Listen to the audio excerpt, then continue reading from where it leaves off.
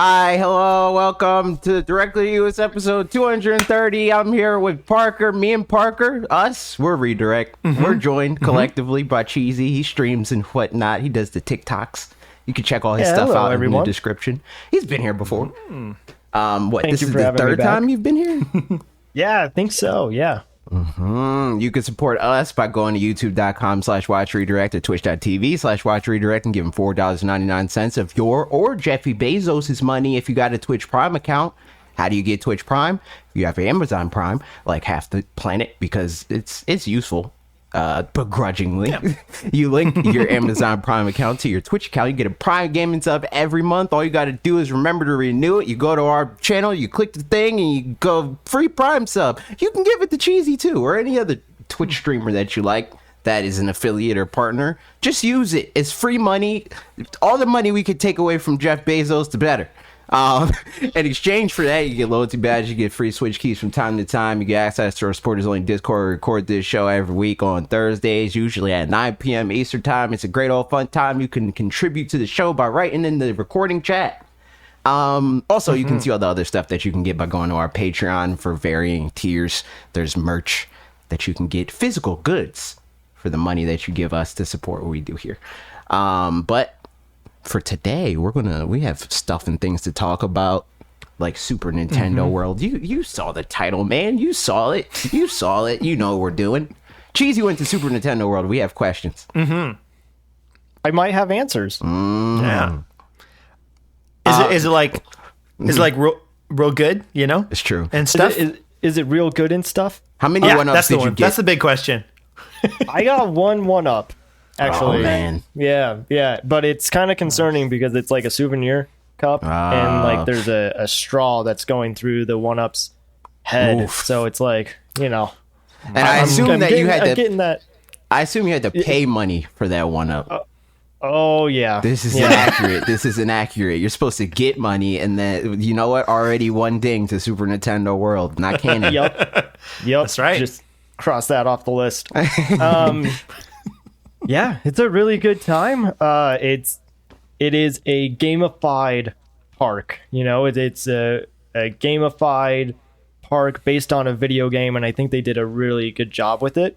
Right away, though, when you walk in, you know, if you want like the full experience, you have to get the power band, and the power band is how you're able to like interact with some of these things in the park, and that is $40 that you're already spending. Wow. And it is. So you already pay to go to the park. Right, exactly. Ballpark. Okay. How much, because last time I went to Universal, it was like, I don't know, like 3, 4, 5 years ago. I forgot COVID existed. So like 4 or 5 years ago. And it was like, I don't know, like $120 to get in the park. And then on top of that, or is it more or less now? I would assume more for the base price of getting in the park. Completely honest with you, I don't know because it was kind of a gift. Okay, you know, I have a friend that works at DreamWorks, and they were DreamWorks was going to preview Super Nintendo World, and they just asked if I wanted to join along. And so, honestly, super grateful that this opportunity even happened. Makes sense. So you had to pay for the band anyway, right? I paid for the band, because I mean, if I'm going to be there, I want the full experience. Right. Looking it up right now, one day admission is $109. Okay. So Okay. Yeah. So I mean, but still, that's a lot of money. Yeah. So it's $150 swing at least if you want you want the full Super Nintendo World experience. Yes, but then I mean, there's food and then merch, and so it's that goes up higher than that fast. Yeah, it's that Nintendo money for sure. But I got the Luigi band. You can get Mario, Toad, Luigi, Yoshi, Peach, and Daisy. And what's kind of fun about it is it has a QR code on the back. So you scan it and it already sends you to Universal Hollywood app. And then you make an account. And then within the app, there's a Super Nintendo World section of that app. And then when you scan your band, it knows that you chose Luigi. So then you choose kind of like the profile picture of Luigi and then a background color. And then for the day, you are on Team Luigi. So you can be like collecting coins or try to get a high score in the Mario Kart ride, and all of that is going towards Team Luigi. And I think it changes every 4 hours. So like you could be in that park for that amount of time, and then after 4 hours it will switch and start all over. Okay. Question. So the band, did you buy the band as like it's yours now, or you like are renting it while you're there kind of thing? So, no, it is mine. It is one-time purchase. Amiibo. If you go back, you can use it again. Yeah. It's an amiibo. Okay. And so I can transfer coins That's neat. That I collect in Mario or Super Nintendo World and transfer them to Mario Kart. Oh, nice. That's awesome. Yeah. Wait, does it work in any other games? As far as I know, it's just Mario Kart. Okay. I mean, I guess maybe in other games, like, because there's a bunch of other games that are like, you can use an amiibo if you want. It'll give you something. Yeah. Like, Mario Odyssey, I think it'll just give any amiibo will give you coins or something like that. I don't know. Right. So maybe they're just something like that. But that's neat. Yeah, that's pretty cool. Yeah. So 40, like, with that in mind, except for like in our situation where we would be like traveling there, people that live there, it is way more worth the $40 because you're probably going to go there a decent amount of times. Like that $40, and especially if you've got like a annual pass or something like that too, then like you can keep going back and then. That's great. If you're a completionist, you are going to be going there a lot. So unfortunately for those that are just visiting, you're probably not going to be able to do all the things that you want to do. And what I mean by that is there are stamps that you can collect. So, you hit your first question mark block, you get a stamp. You collect 20 coins, you get a stamp. And then there's silhouettes of stamps within the app that you can click on, and it will be like, hey, maybe if you do this, this is how you'll get the stamp. So that part has me like itching for more. Like I wish I could go back and get some of those. Like one is look through the binoculars and find the Pikmin that's on Mount Beanpole.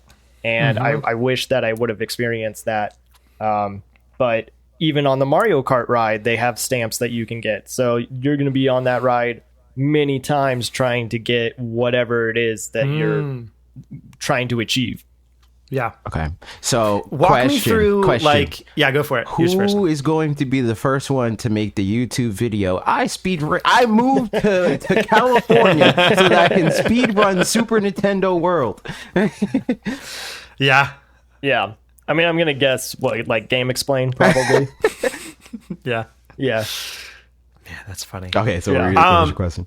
So walk me through the experience of like, I don't have a great concept of like, to me, looking at the videos of the Japan one, and I assume this one looks like, having seen the videos of the Japan one, is this one pretty similar in terms of layout and size and stuff like that? It is not. I tried my best to like not look at any videos because I wanted to get like the full experience for myself. This is one of the downsides, I would say, which is not like, it's not that big of a deal. It's kind of more nitpicky. We are super lucky that California even got Nintendo Land because it's pretty small. And if you know Universal, it is up against the back lot of like the studio tour. Yeah. So when it comes to even expansion, I don't even know how they're going to do that or if it's just going to stay a Mario Land. So does it feel pretty small then is what I was getting at too. Yeah.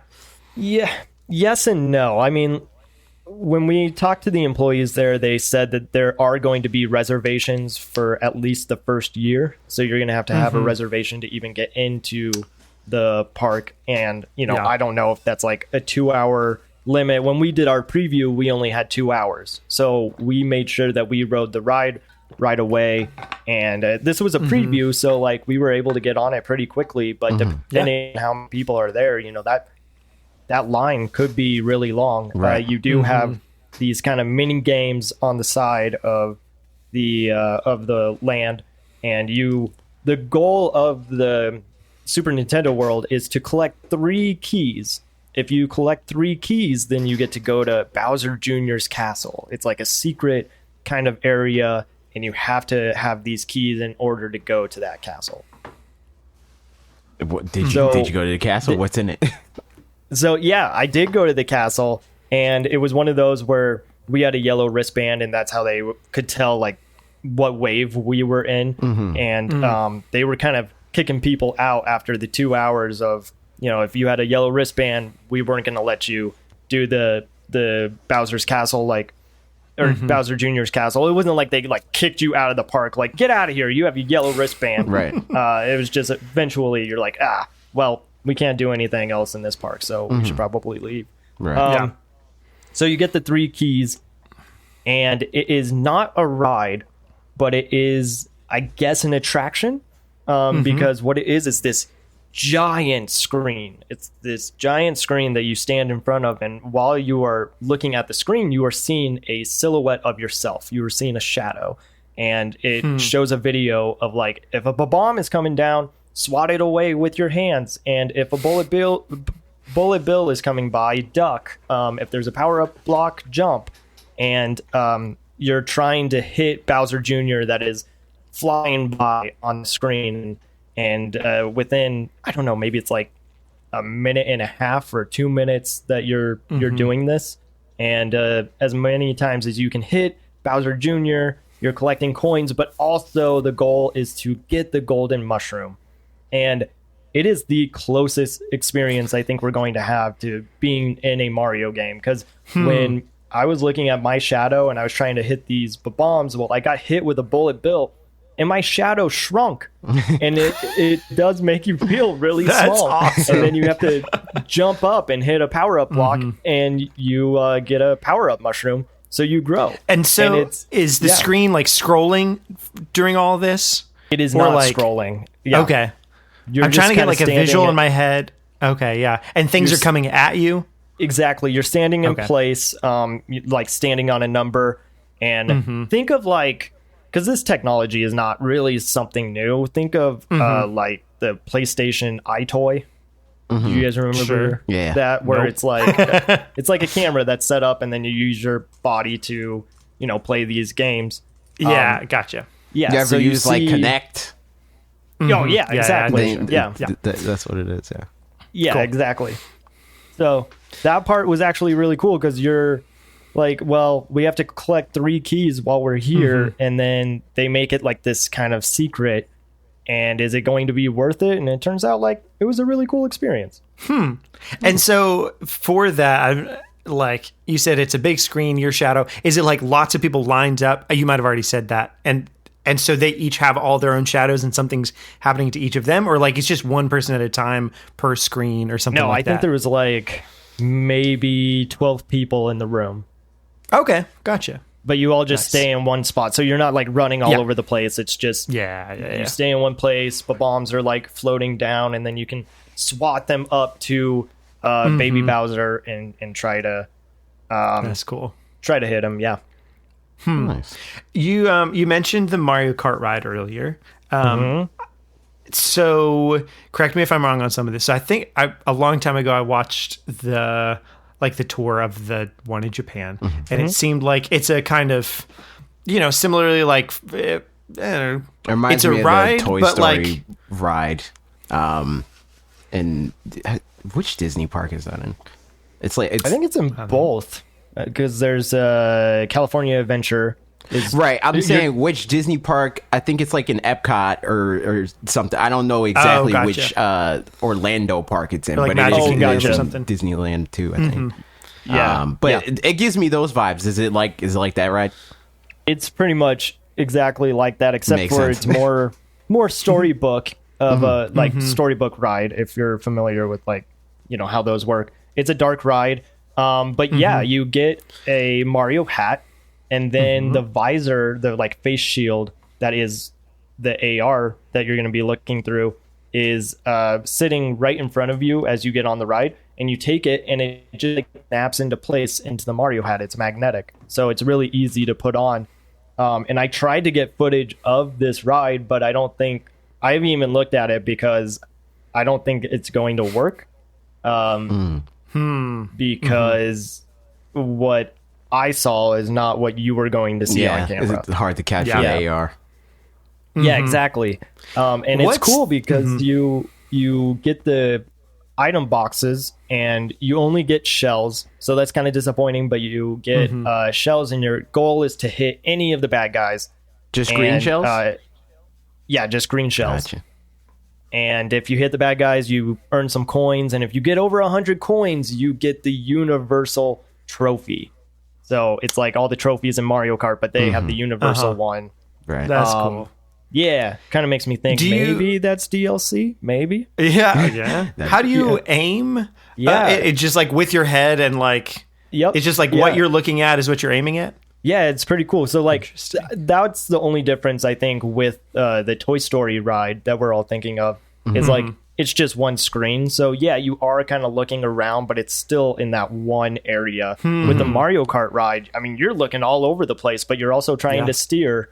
Because if you steer in the right direction, you can also earn coins. And so you're steering, but you're also looking to aim at the bad guys. So you look in that direction, and then there's triggers on the steering wheel. And then you just start firing away. But you look in the direction that you want to hit. And so I haven't been on the Toy Story ride specifically. The closest one that I can think of that it might be like is one at Busch Gardens, the Dark Castle. What's the speed like of it? Like, I mean, because Mario Kart, you'd assume you're going pretty fast, but it seems like for this kind of thing, it's probably a bit of a slower experience. Yeah. Is that pretty much right? Slower, and I've seen people complain about that, but when you're on the ride, I mean, if you're familiar with Mario Kart, this is so cool. And it feels like you're going fast, and there's so much that is happening. There was one point where there's a lightning bolt that strikes, and you feel like you're small. And then we were underwater, I think, and a blooper hit, but that doesn't make sense because, if you're underwater, the ink is going to not be there. But anyway, like just stuff like that. And I'm glad that it is more of a slower ride because you get to experience more of it. Yeah, if it was fast, how would you interact with it? Yeah. Right. Yeah. Plus, like, even Mario Kart's not really fast. I mean, if you're doing 200cc, I guess. Right. But... Okay, so I guess, we could say that this was like 50cc then. Okay. Yeah. Right, yeah. Yeah. But it takes you through, like, Luigi's Mansion and Bowser's Castle. You do Rainbow Road at the end, which is really cool with the lights, and then you get the Superstar. So that is, like, the big celebration at the end. And, yeah, it's really fun. Like, I wish that I could do it again. It's like, we were on a time crunch, so we got to experience it, but at the same time we were on the clock. So I wish I could go back and just like experience it just without worrying about being out at a certain time. Yeah, that's the rough thing about like launches like this for like attractions. Because, like, really the best time to get on something like that is, like, 2 or 3 years in. Because the line's not crazy, like, people already did it before, so you're not, like, you don't usually have to, like, get reservations or anything like that. But at the same time, especially for people like us that talk about this stuff on the internet for people to enjoy, you kind of want to get on it earlier, so it's like your experience is not going to be as good as most of the people throughout the history of this ride's existence. Yeah, it's true. I mean, it still was a blast, and the queue line is a lot of fun too. There's a part where you go into Bowser's study, and Bowser has a bunch of books, and they're titled just really funny titles, and it just kind of adds to the Mario lore that we don't really have, but I wish we did. But he had books like, dental hygiene for chain chomps and piranha plants. How do you feed them? Red or green, know your Koopa. How to talk to princesses and the littlest Goomba. Like, there's so many, the Double Dash years. There's so many good books. So while you're just like waiting in line, you'll have a lot to look at. Yeah. So man, that's the kind of stuff. Yeah, go for it. I was just going to say, what is like all the other stuff like there? Like the first thing that I saw people talking about when it came to this version of the park versus Japan is like the different stuff on the menu and how there's like less things. What food and like souvenirs and all that stuff. I guess we can start with the food. Did you try any of that stuff? Yeah. So Toadstool's Cafe, over the Mario Kart ride, was probably like my next favorite part of that world.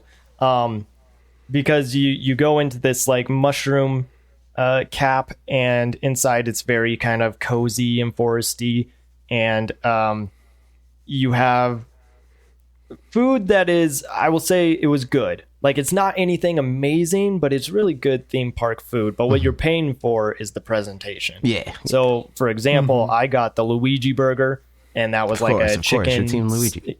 Exactly. I gotta represent. There was it's a chicken sandwich with Is it green because bell he's peppers. a chicken? Is that Oh, like you what know we're going what? off of? Maybe You said maybe. green Scaredy cat. peppers? Oh man, the theming. Yeah, it's green bell peppers, and then get this, pesto. Oh, It's- it's yeah, very yeah. green. Beautiful. Yeah, with Love it. Swiss cheese. So that they was they dropped the ball. I don't know why they put I Swiss know. cheese. They put the worst cheese on it. oh, it's not that bad. But they give you a bun, have a charcoal painted mustache on the bun, and then a Luigi topper hat. So they do the same thing with the Mario burger, but the Mario burger is like a bacon cheeseburger with tomato and lettuce. There was the Fireball spaghetti, which is just spaghetti and meatball, but then it came with this round chip, and it had a fire flower on it, and then you eat it, and it's a Parmesan crisp. Everything is so well thought out, and They I should have have lit seen it on fire. yeah. Here, They child. said that it had kind of a spicy taste to it, so that's good. But I've seen the food in Japan, and it does seem kind of a downgrade. And like, honestly, California seems like a downgrade to Japan, but I'm just grateful that we even have it in the first place. Yeah, it's very cool Yeah. to have. Yeah. What about the other stuff? You said you got the one up. Is there any other cool like exclusive merch stuff there? So yeah, I got the one up for while I was eating, and then you can also get a power up mushroom if you want, and those are just souvenir cups. Very disturbing. If you hold on, I stepped away from the mic, so I'm going to show it on camera. This is the one up. Move it up a little bit. Oh, there you go. Can you see it? To the right, a little bit to the right. Yeah, perfect. There we go. I know my directions. So this is the one up cup. It's kind of disturbing though when you take it off. Oh my Because god! that's what it looks like. For audio listeners and Parker, it looks like there's his eyes at the bottom, and then you take the top off, and it's like a really long Lego head. Yeah, pretty much. Yeah.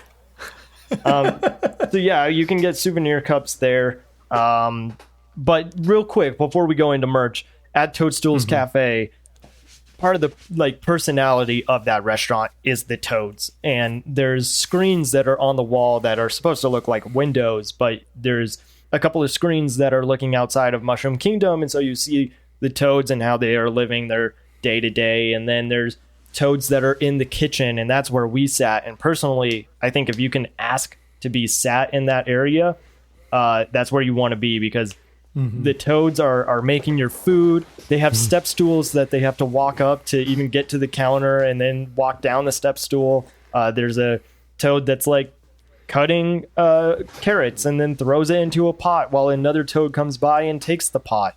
But while you're there in your dining experience, you're listening to like Mario Galaxy music and 3D World. And then it gets really dark and heavy, and you're like, whoa, why did it change like that? And then you look at the toads in Mushroom Kingdom, and Bowser's airship is coming through, and the sky starts turning gray and dark, and bullet bills are flying down.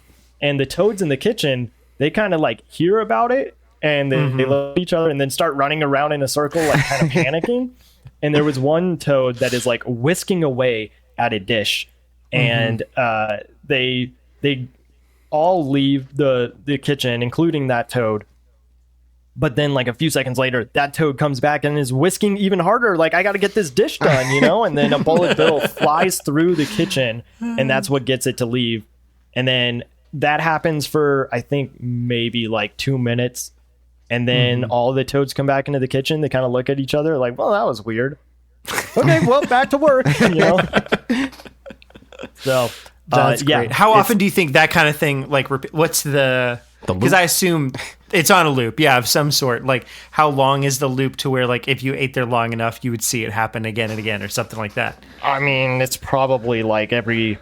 I'm just guessing, but like every 15 minutes. It reminded me a lot of, like, you know, going to a rainforest cafe and it starts raining and thundering.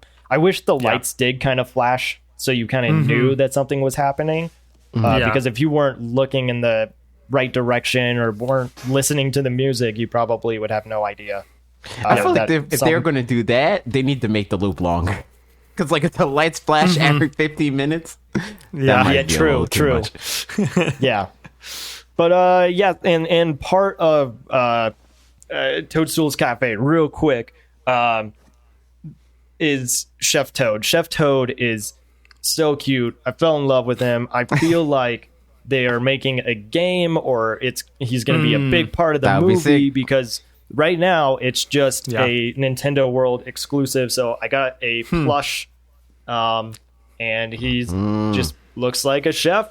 But then there's also a figurine that you can get. And when it came to merch, I feel like there's a lot of good stuff there. But it also just kind of feels like this is what Nintendo would sell. Nothing that is too Super Nintendo World exclusive, at least right now. So, anyway. like, could I get most of the stuff there if I just go to Nintendo New York? There might be some plushes that they are just saving for Super Nintendo World. Yeah, like you probably couldn't get the Chef Toad. I don't think that's there. But yeah, that one is probably the most exclusive thing that you can buy in the park.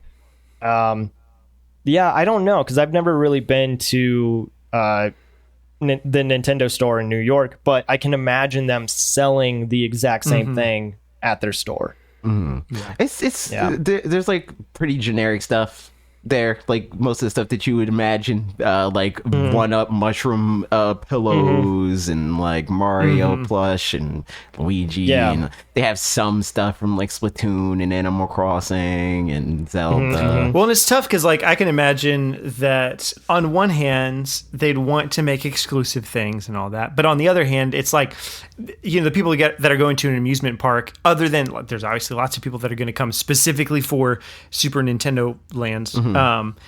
But, you know, after a while, it'll just be that, like, regular people are going to Universal and then also wander into there. So you want things to be kind of generic at the same time. So, like, that's probably a weird balance to have to, like... Because also, I would assume that most of the people that are going to this park also never went to Nintendo New York. They're on the other side of the country. So, like, it could just serve as also, like, a de facto branch of the Nintendo store, too. So, like, some exclusive stuff that you can only get there, and some stuff that, or most stuff, I would guess, that you can get anywhere at like, these big Nintendo, like, brick and mortars, you know? Yeah. So, I mean, like, this pillow that I got is a question mark pillow, and it does have the Super Nintendo World tag on it. But what's nice about this pillow is it's very soft, it's bean padding, but it's also reversible and can turn into the Superstar. Nice. That's cool. Yeah. So I don't know. I mean, like, maybe there are some things that are strictly Super Nintendo World exclusive, but to me felt like, you know, I could probably just buy this online. Right. Yeah. Like, there's nothing about that screams Super Nintendo World besides the tag and the fact that you know that you got it there or whatever. Yeah, I mean, right now there's a ton of Mario Kart merch, and just because of the ride. But I also think that Nintendo is probably selling Mario Kart stuff, but I don't actually know. Yeah. There's Mario Kart stuff. Is there anything, so, like, with all that, I mean, well, I guess before even getting into that, like, overall, would you say, I mean, it sounds like yes, but, like, is it worth going, you know, to, like, somebody once it's open and everything in February? Is that right? It opens in a couple February weeks? February 17th. Yep. 17th. Yep. So, like, Joe Schmo that likes Nintendo stuff, do you feel like worth going? I mean, if you're a fan of Nintendo, I think it's worth going just to experience the land and all the work that they put in to make it feel like you're in a Mario game. All the music is really well done. It's not overbearing because, we hear Mario music that is, like 8 to 15 seconds long, and then they loop it. And you never really feel like you're hearing the same thing, but it also fits really well with the area that you're in. Like Bowser's Castle has some Bowser's music that I think is new. Like I don't remember hearing it in any Mario game. They got exclusive music. Yeah. I think that it is worth going. It's worth checking out. And the little mini games that we didn't really talk about, they are interactive. It's not like you're in front of a screen or anything. For example, you have the Goomba crank, and the Goomba's like on a rolling log, and your goal is to move this crank as fast as you can to get the Goomba to fall off. And then if you do, you get a key. And then there's one where you have to align a green shell with some POW blocks. And that one's kind of hard. You have to time it in order for it to go in the green pipe and then hit a Koopa. So there's like things that you do have to do there.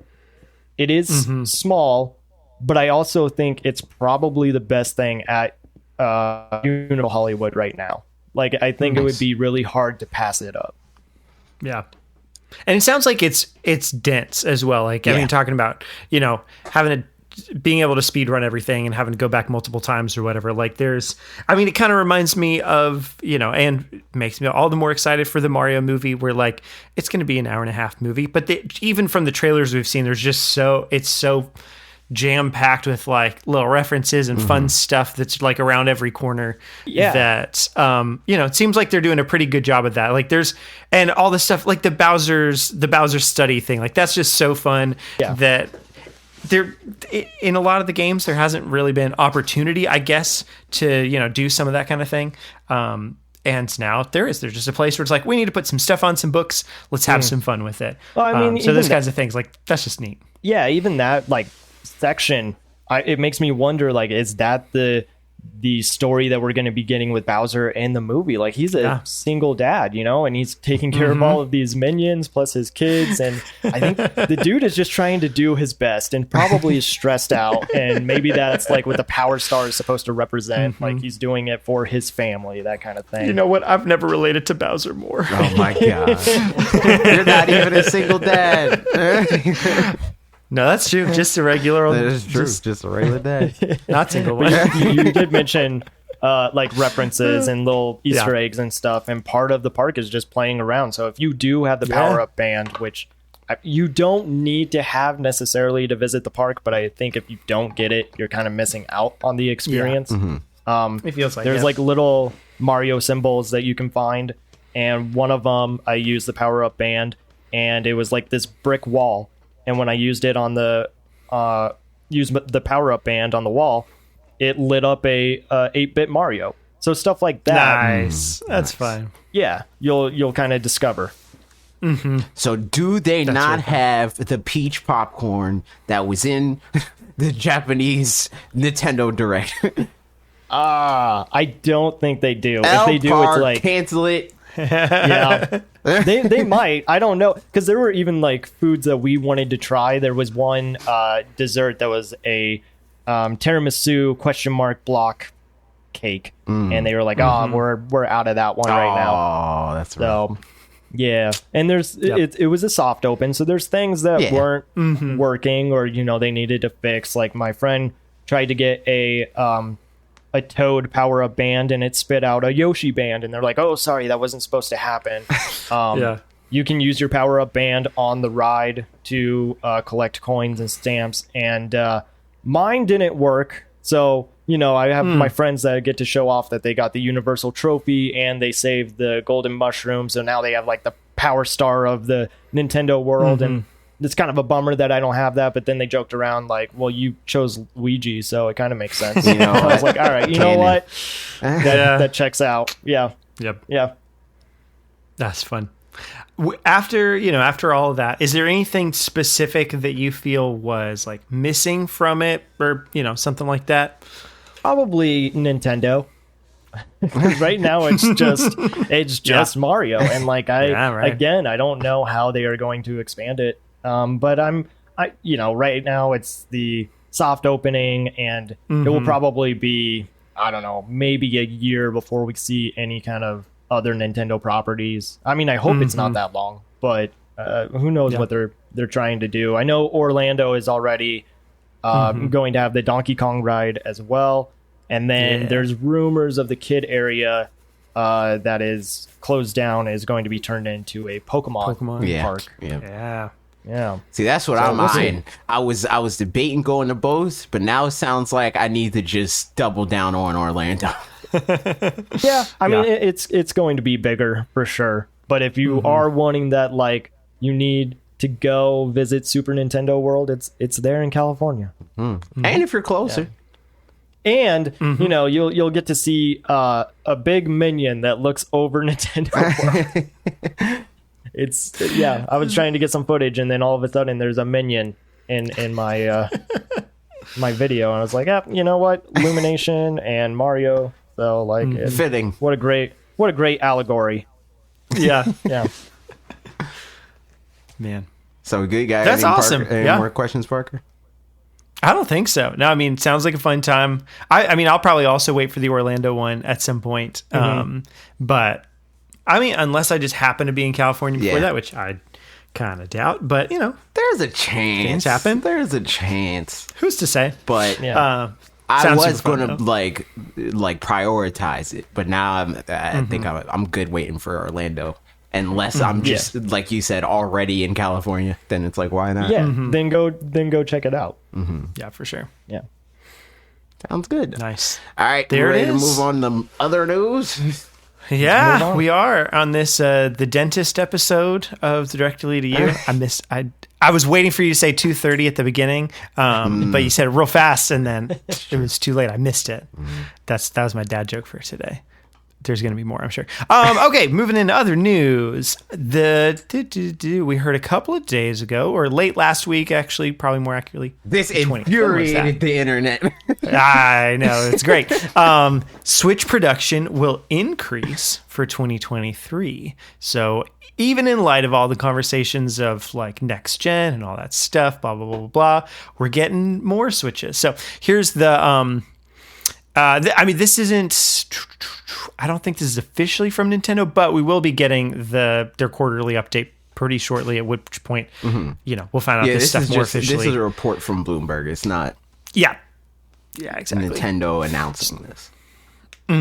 So according to Bloomberg, via people familiar with the matter, Nintendo is planning to increase the production of the Switch beginning in the coming fiscal year that starts in spring. In fact, Nintendo has apparently already told this to suppliers and assembly partners. As for why, there's a couple of reasons. Nintendo is convinced that this is possible to do now that the supply shortages and issues are starting to ease. They also feel that the demand for the console is still strong, and they expect the demand to stay that way for at least another year. Nevertheless, the company is prepared to revise its plans in the event that demand unexpectedly wanes, which is likely the reason why Nintendo didn't give a specific target number of Switch units to produce their suppliers and assembly partners. Makes sense via My Nintendo News. Yeah, Rob over at Rule 2 brought up a good point too, that like if there is going to be what we seem to have seen the leak of the Tears of the Kingdom Switch, they're still selling Animal Crossing Switches like every once in a while. Like, I'll still see them randomly at Walmart or Target or something like that. So like similarly, even if it just accounts for like, we're going to make the normal amount of Switches we're going to make, and we're going to make 5 million, or whatever, 2 million, something like that, of these ones in addition to, like, yeah, there's a really, really big game around the corner. I mean, people are still buying Switches, so like, why not just... That. But that sounds a little bit like copium, because like, yes, they are going to increase production for the very big video game that they are going to release, right? But yeah, right. How many times have they released very big video games that they knew were going to be very big video games? Cough, cough, Pokemon, cough, cough.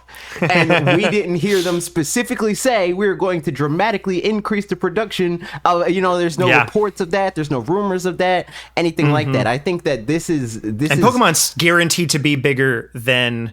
It could be that Tears of the Kingdom happens to be bigger than Scarlet and Violet. Kind of doubt it.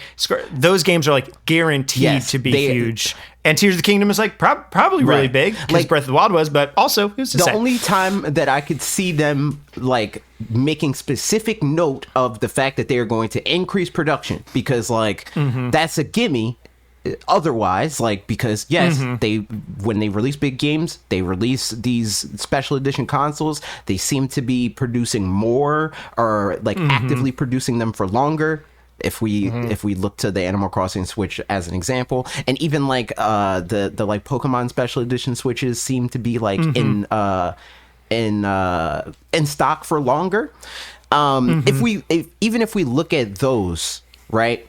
And we compare it to what Tears of the Kingdom is going to be, unless Tears of the Kingdom is going to sell 40, 50, 60 million units, why would they specifically say that about this game? Because it's going to be a big game, but it's not going to sell 10, 15 million more than a Pokemon game would, Right. Yeah.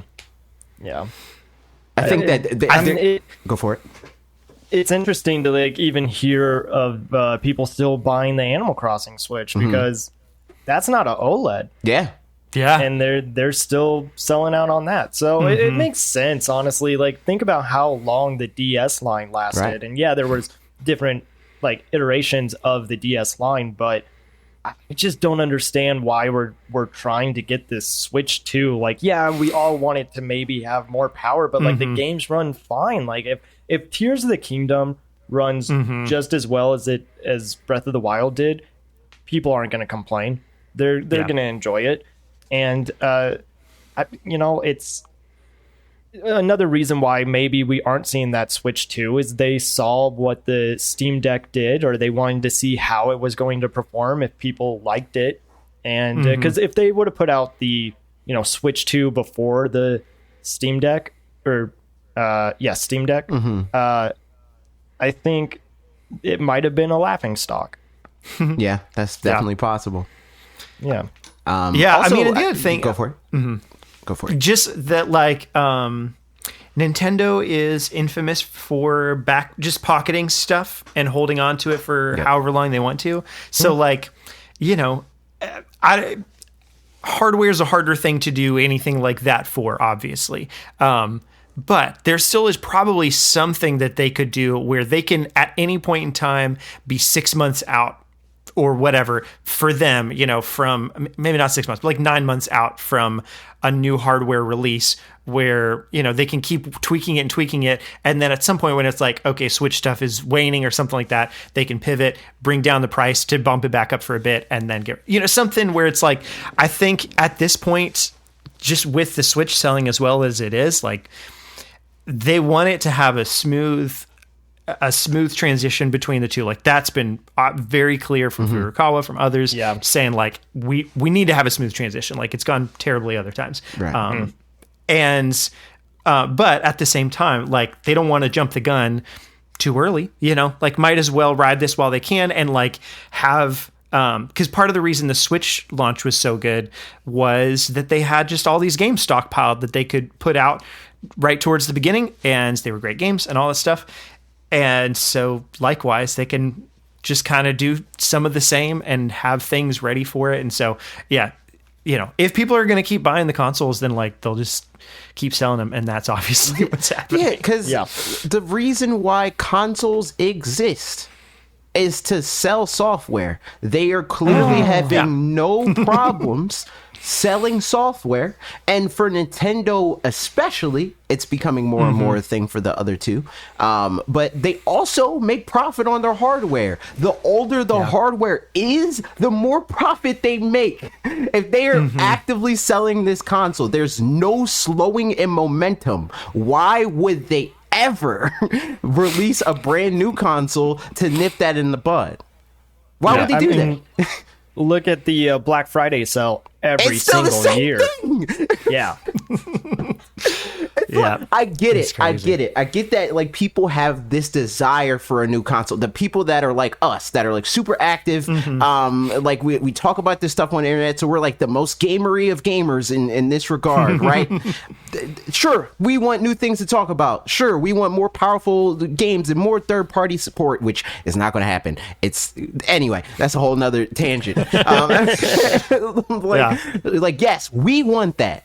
But what we want is not indicative of what needs to happen almost ever.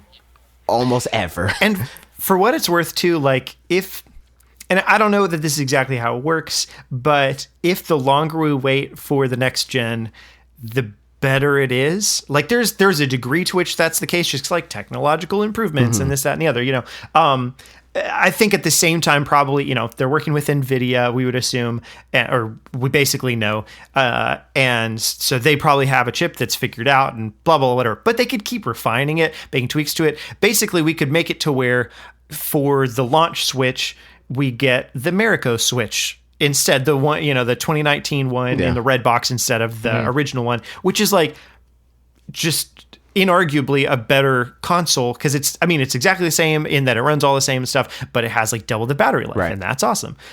So in that same way, like theoretically, the longer we wait for it, like if we're okay to buy at our time, then like I'm down for the first thing I buy to be a talk instead of a tick.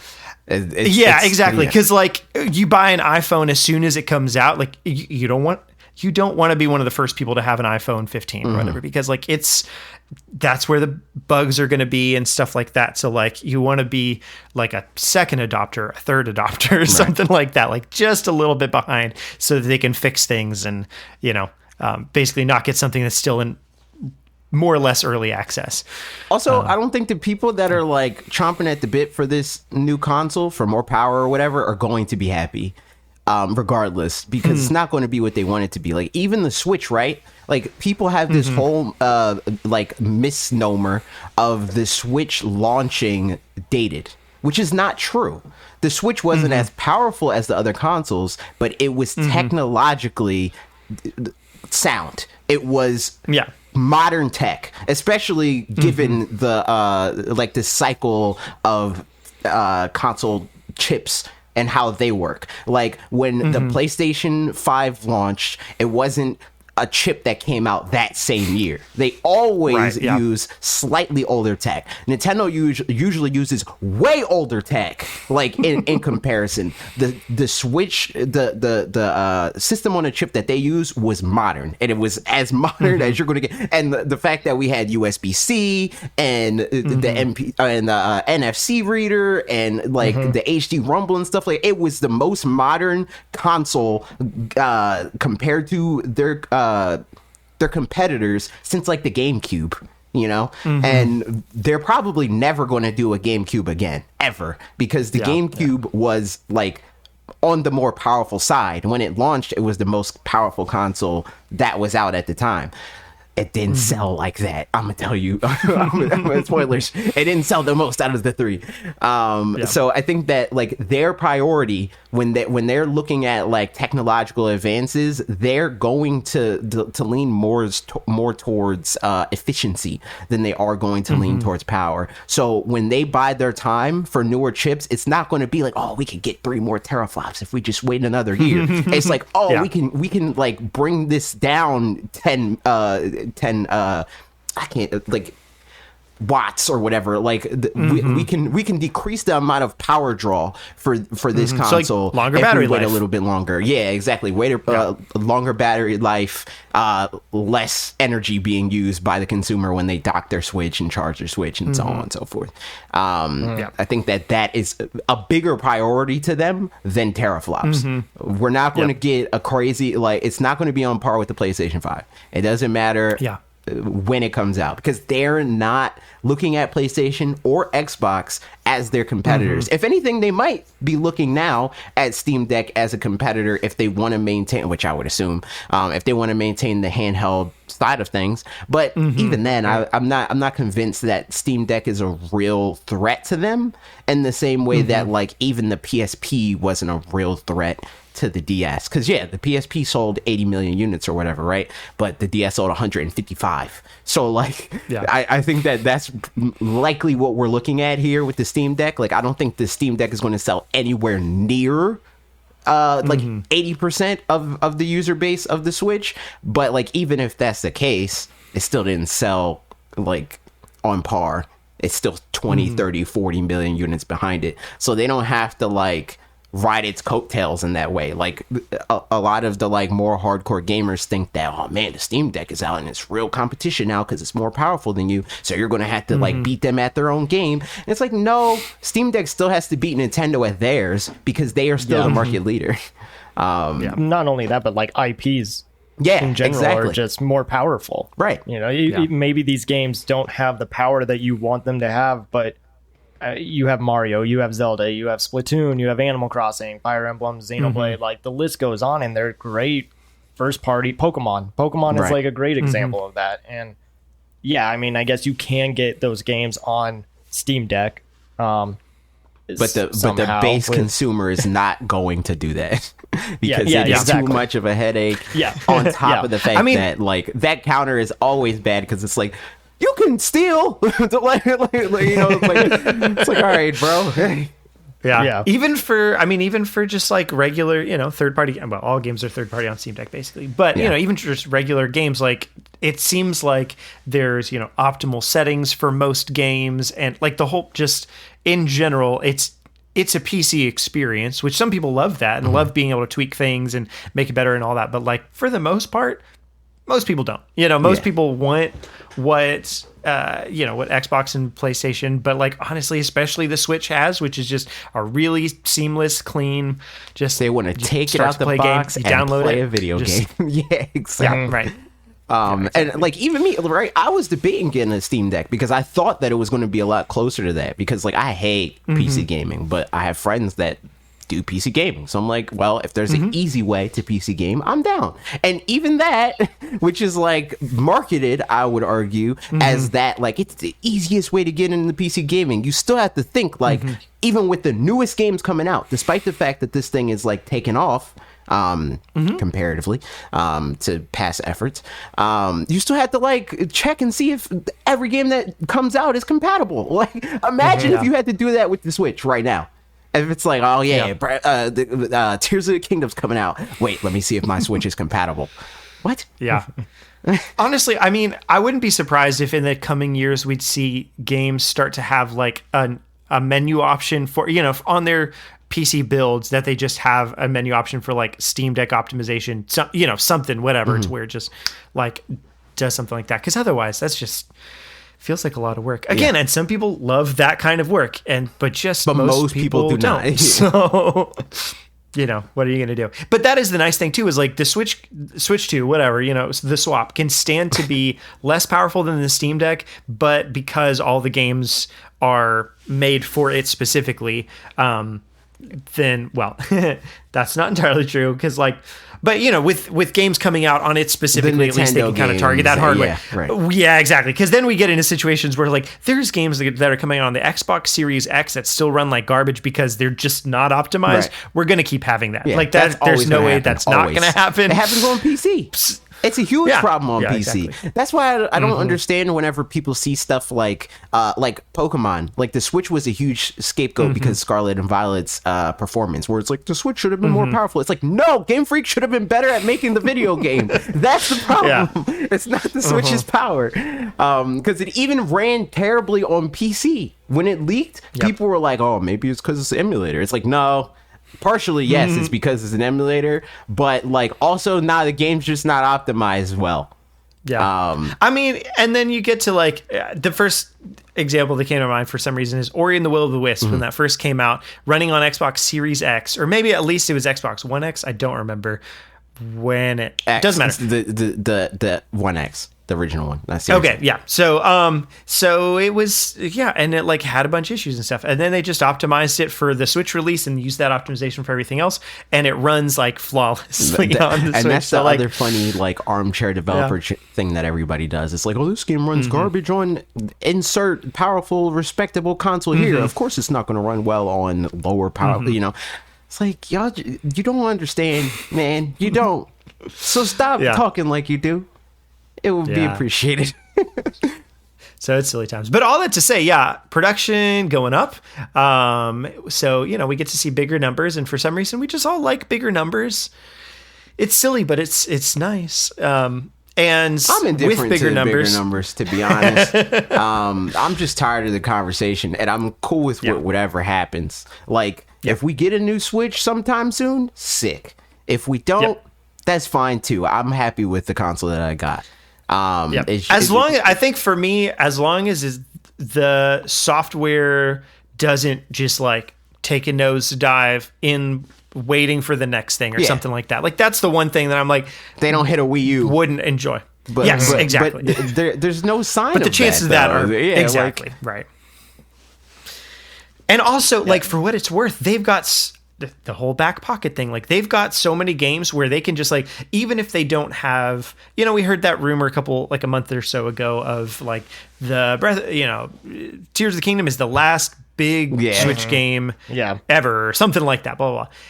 Even if that's the case, there's just so many games that are like, maybe not big games, but are like exciting games, like if they did the rumored F-Zero GX remaster and put out like a bunch of smaller experiences, like we talked on that podcast from that week, we talked about plenty of years where there was one big like quote unquote big release and then everything else you wouldn't consider big, but like was some people's favorite game of the year, so like at that point it's just semantics basically, so I think Nintendo can just remaster some games, bring some stuff, Wind Waker and Twilight Princess, like there's all sorts of things that they can do to kind of carry the console in the meantime if a drought was looming, but like you said, there's just no signs of that anyway, so we'll see. And but you know what there's also no signs of? Metroid Prime 4. There was the 4-year anniversary of its restart of development was this past week. So, it's coming. They're going to do what they're going to do with it and all that. But how are you guys feeling about that? And like, I don't know. We don't even have to talk about this very long, but like, where are you thinking things are at? I think it's interesting that we're calling it an anniversary and not so much a mourning, It just kind of seems like Nintendo is afraid to go past the number 4 or even get to number 4. We're waiting on Pikmin 4 to come out, but we still don't even have a date for that. It's supposed to be, this year, but we'll see. Metroid Prime 4 will come out when it's ready. I don't really know if there's much more to talk about because all we've seen is just a logo. Like, do you guys think that we're even going to see anything on it this year? The thing is, I have no idea. I don't know why people are like clocking Metroid in the way that they are, because I get it because it was like one of the first games that they announced to be coming out and all that stuff, right? But the game literally restarted development. Like a 4-year dev cycle is not outside of the question, like that's normal. Usually, like especially now with modern consoles, we're looking at like 8 years. Like how long is we got the original announcement of Zelda Wii U in 2011. The game came out 6 years later. It's nuts. Hey man, I think we might be looking at a similar time frame there. And once we get past 6 years from when they announced that, then I'm going to start to be like, hey, is this game all right? But right now it's like 4 years. It's not. It's not outside of the norm, I don't think. It's so funny to hear people like change their narrative because they're saying, oh, Tears of the Kingdom is just waiting for a Switch 2. And that probably isn't going to happen. And now they're like, oh, Metroid Prime 4, that's not coming out. That's going to be for the Switch too. Yep. But for some reason, we've backtracked and said, oh, yeah, Metroid Prime 4 is definitely coming out on the Switch, and we're going to see like a trailer for it this year. And, you know, I mean, you say so many things, eventually something is going to stick. Yeah, and it's like the right. Nintendo Insider thing that we were talking about last week. It's just like people shotgun blast with their predictions so they can maybe be right at one of them. You know? Yeah. Yeah. They're not on the smart money. It's just like they want to spread out their bet as much as they can. Like, I'm not going to blame them. Like, I understand in the age of the internet, you know, get your clout or whatever, but it's like, it's only for, you know, maybe an hour of people paying attention to you. And then, you know, you say one more thing and people expect you to be right, and then you're wrong, and it blows up in your face. Yeah, exactly. I would be happy to see anything on Metroid Prime 4 this year. If we do get it, cool. Like, if we see like a trailer, I mean, I don't think that we're going to get it, but that seems kind of like Nintendo also. Like, oh, also here's Metroid Prime 4 you weren't expecting. Yeah, I can equally see either thing here because we know nothing. 100%. So we don't know how far it is. Like, the game could be done for all we know, but we don't know. So we can't actually say. You know what I mean? Yeah. Like, I think this is one of those situations where, like, it's... Whereas Nintendo could announce way ahead of time, they're like, yeah, it's coming out in a year, blah, blah, blah, you know, like do a slow rollout like they did with Tears of the Kingdom or whatever. But they don't want to, you know, like we've had enough of that already. And like, there's still been confirmation, like when they announced Metroid Dread last, or in 2011, whoa, 2021, that's the one. In 2021, they also were like, hey, Metroid Prime 4 still exists. Don't worry about it. You know, so it's just gonna come out when it comes out. But I do think probably the marketing cycle for it would be pretty short, just because like it's taken so long anyway. Like, what's the point of the internet has marketed this kind of a game thing for this game? Yeah, like, right. True. Every time a milestone, it's been 4,000 days. You know, like the internet is keeping this game in the public consciousness. So I don't think that they need a crazy long cycle at all for this. And to Cheesy's point too earlier of like the, you know, backtracking of like is waiting for the Switch 2, it's not, and all that stuff. Like we were talking about earlier, they're in the business of software first and foremost, and so I don't think they might hold this game back a little bit based on console plans or something. Like, if it seems like, yeah, okay, this console is going to come out around this time, we can hold it back for then, you know, whatever. But like, I don't think that's their primary objective by any means, is to time some of these things with console.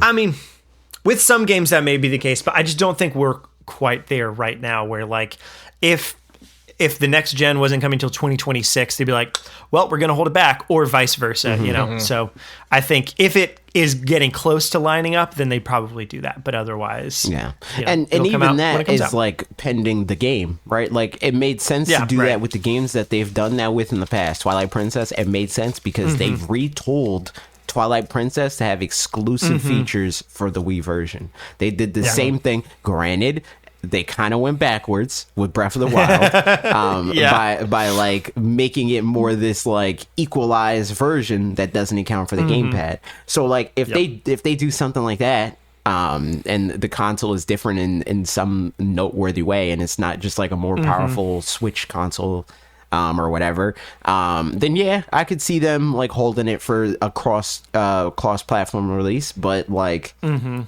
unless or until we find out something like that, it just feels like useless speculation. Oh no, I have an idea of what it might, of what it could be if it were that. What's that?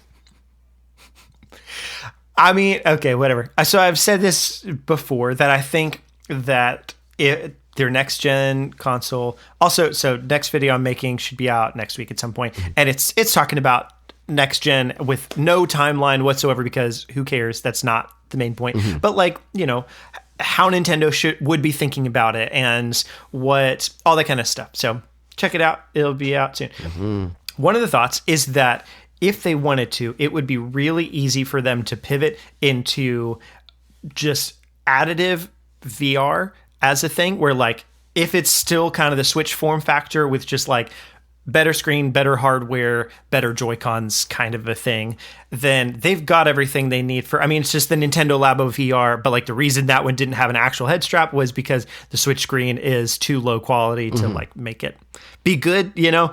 So don't bother and don't keep it on your face for too long because you'll get headaches or something or throw up. I don't know.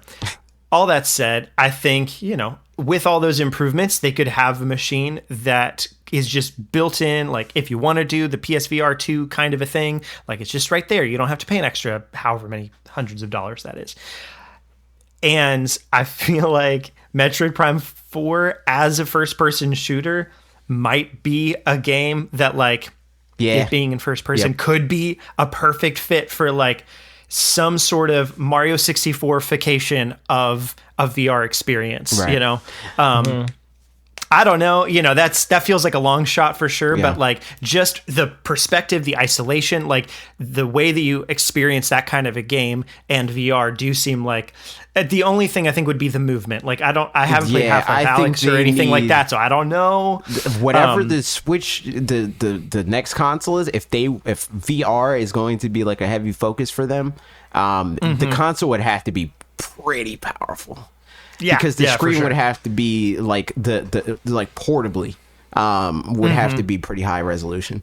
And I don't know how they maybe that's a DLSS situation, you know? Like I think there's probably I think that technology is at a nice intersection where with their first party games, so like Fire Emblem Engage, we'll talk about it a little bit later, but that game looks really nice. And I looked it up and I didn't see anybody say it anywhere, but I'm pretty sure that game has whatever the upscaling is that's Super in Fidelity Switch FX or whatever. Yes, Super Fidelity FX. That's in Switch Sports and stuff like that, because like it looks great, but the main thing is so many Switch games have like a bunch of aliasing, and that game just doesn't have barely any at all.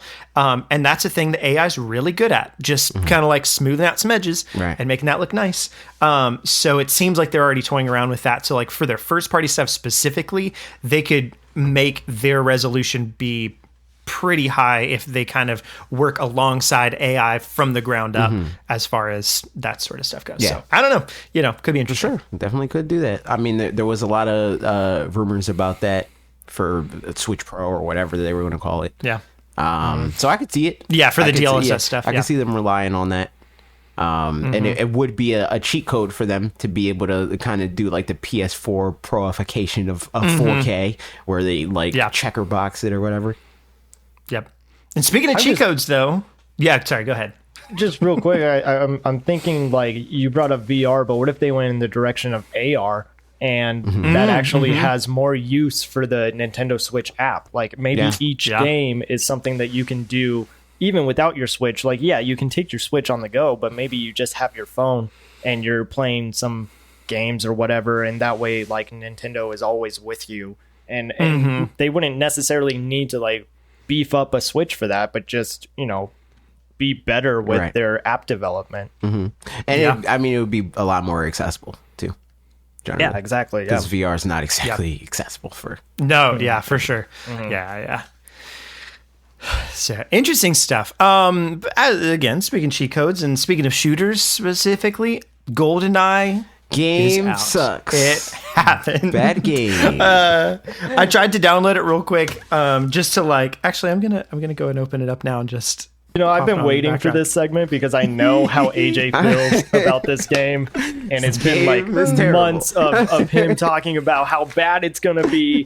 And I mean, I'm not totally disagreeing with you because of just how every other N64 game has come out on the Switch app. Like it's not as good as we remember it, and it doesn't hold up well.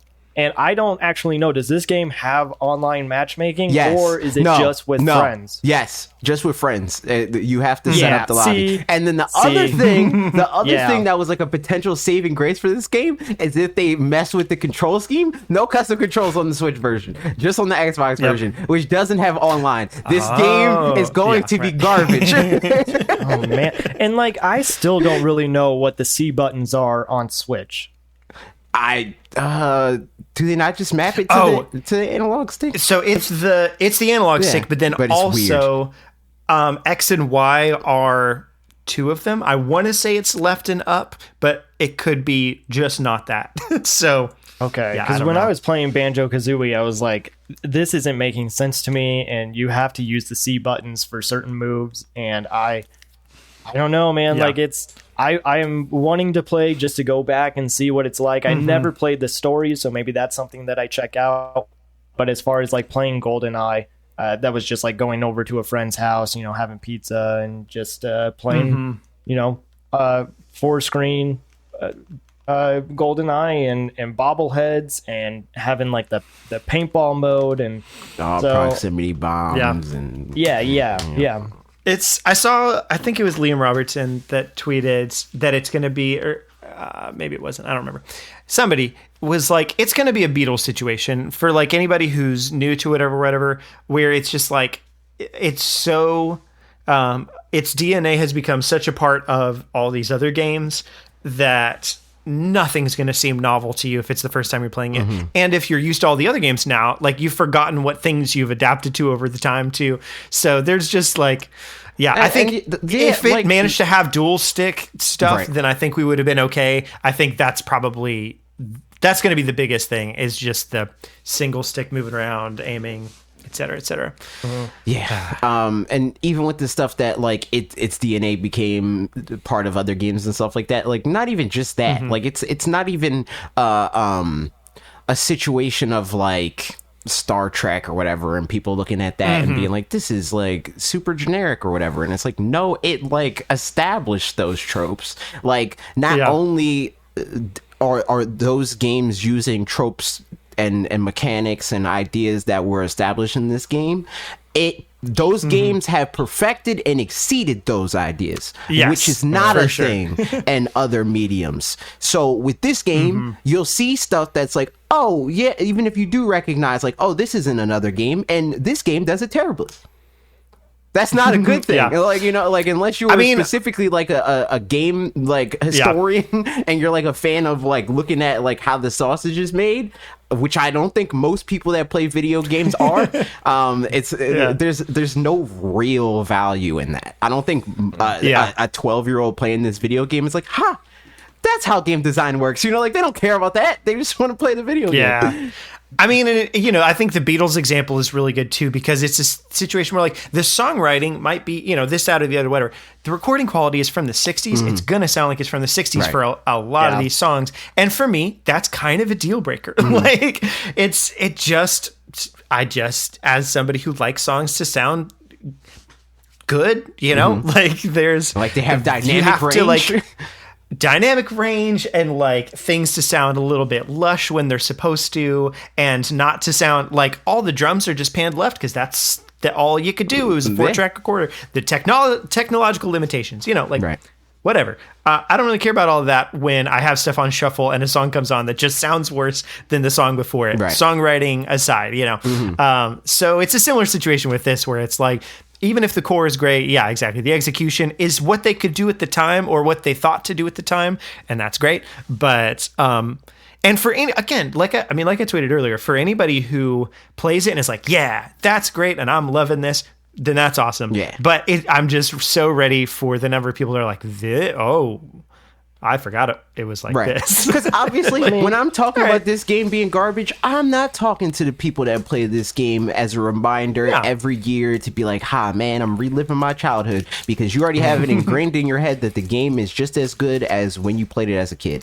I'm talking to the people that have never played this game, have no loyalty to this game, but have heard people like that talk this game up and are going to play it because of that. And they are going to be the ones with the rude awakening to be like, oh man, my favorite podcaster grew up with this game and he loves it, man.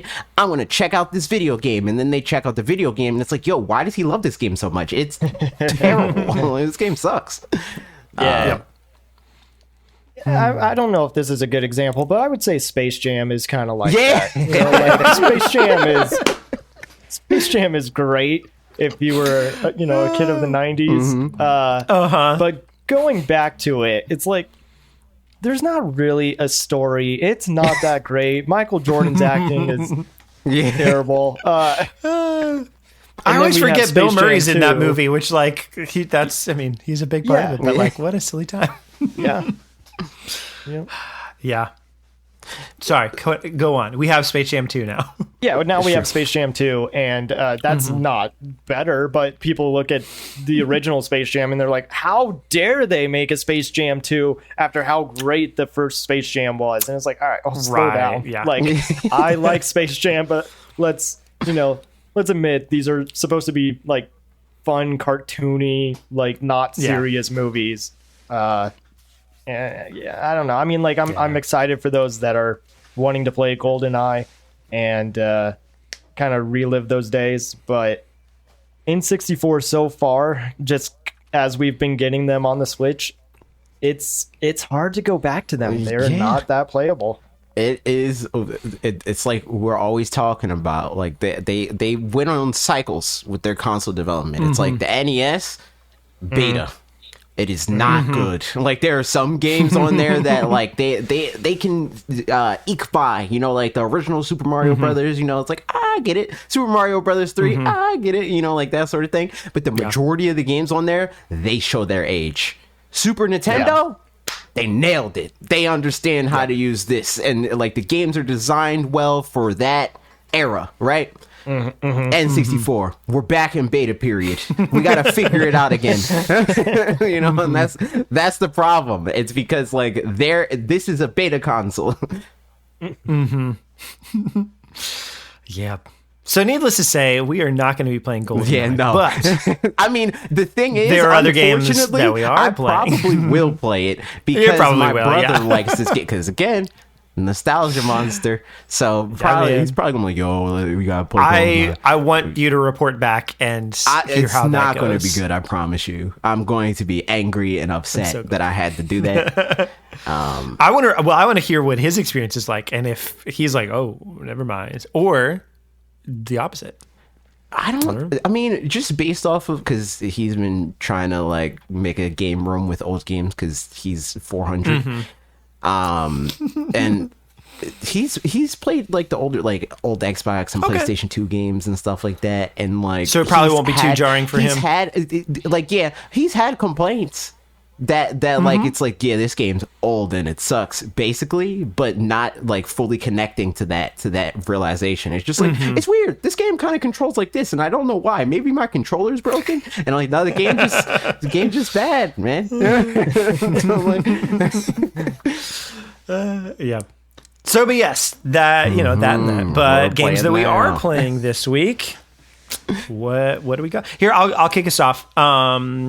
Couple of things. A little bit last week, I mentioned some games that I bought on sale. The one that I forgot to mention was the only one that I'd actually played even a little bit.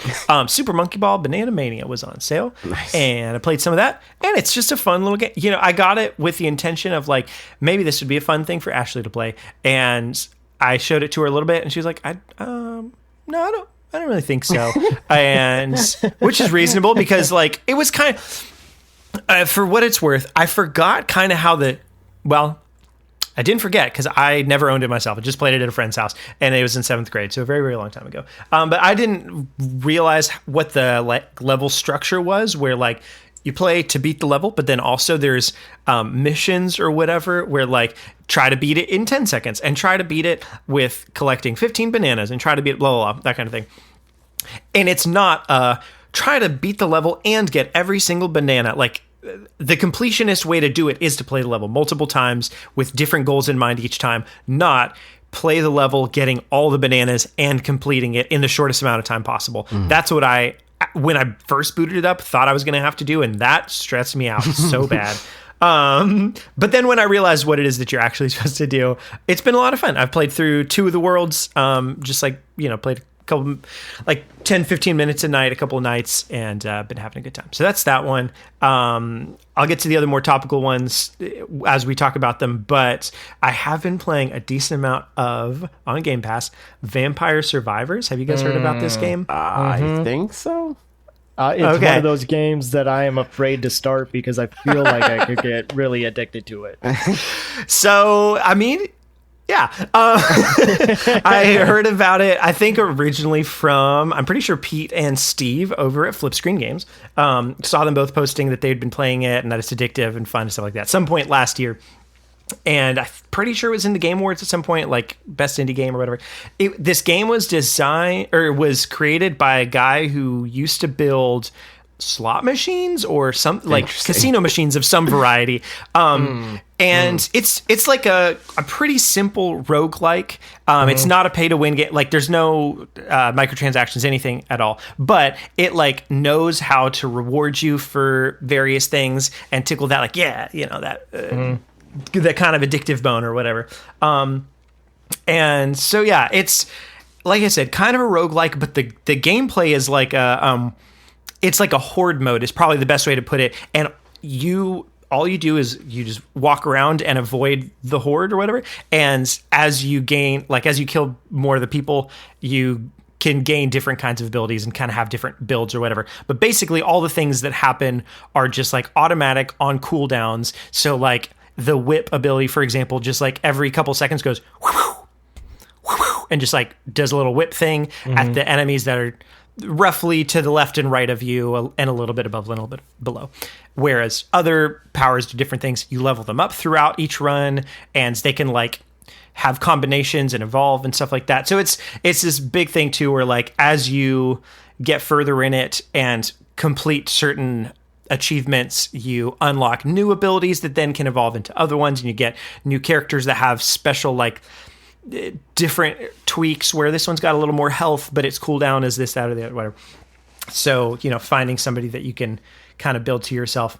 So yeah, I haven't played it like a ton at a time particularly, but I'll just go downstairs and then play like a 10-minute run and then die, and then or wake up this morning and be like, I should really start work after I put Ezra to bed and was up at 4, and instead just kind of played this game for an hour and 15 minutes. And then ended up working and then got really tired. So yeah, it's dumb, and I might be at a point where I've only been playing it like a week, but I've played it a decent amount this week, and I might be at a point where I'm sort of done with it, just because, but maybe not also, because there is a couple levels that I've like beaten, and I kind of feel like I've like beaten the game loop, sort of a thing.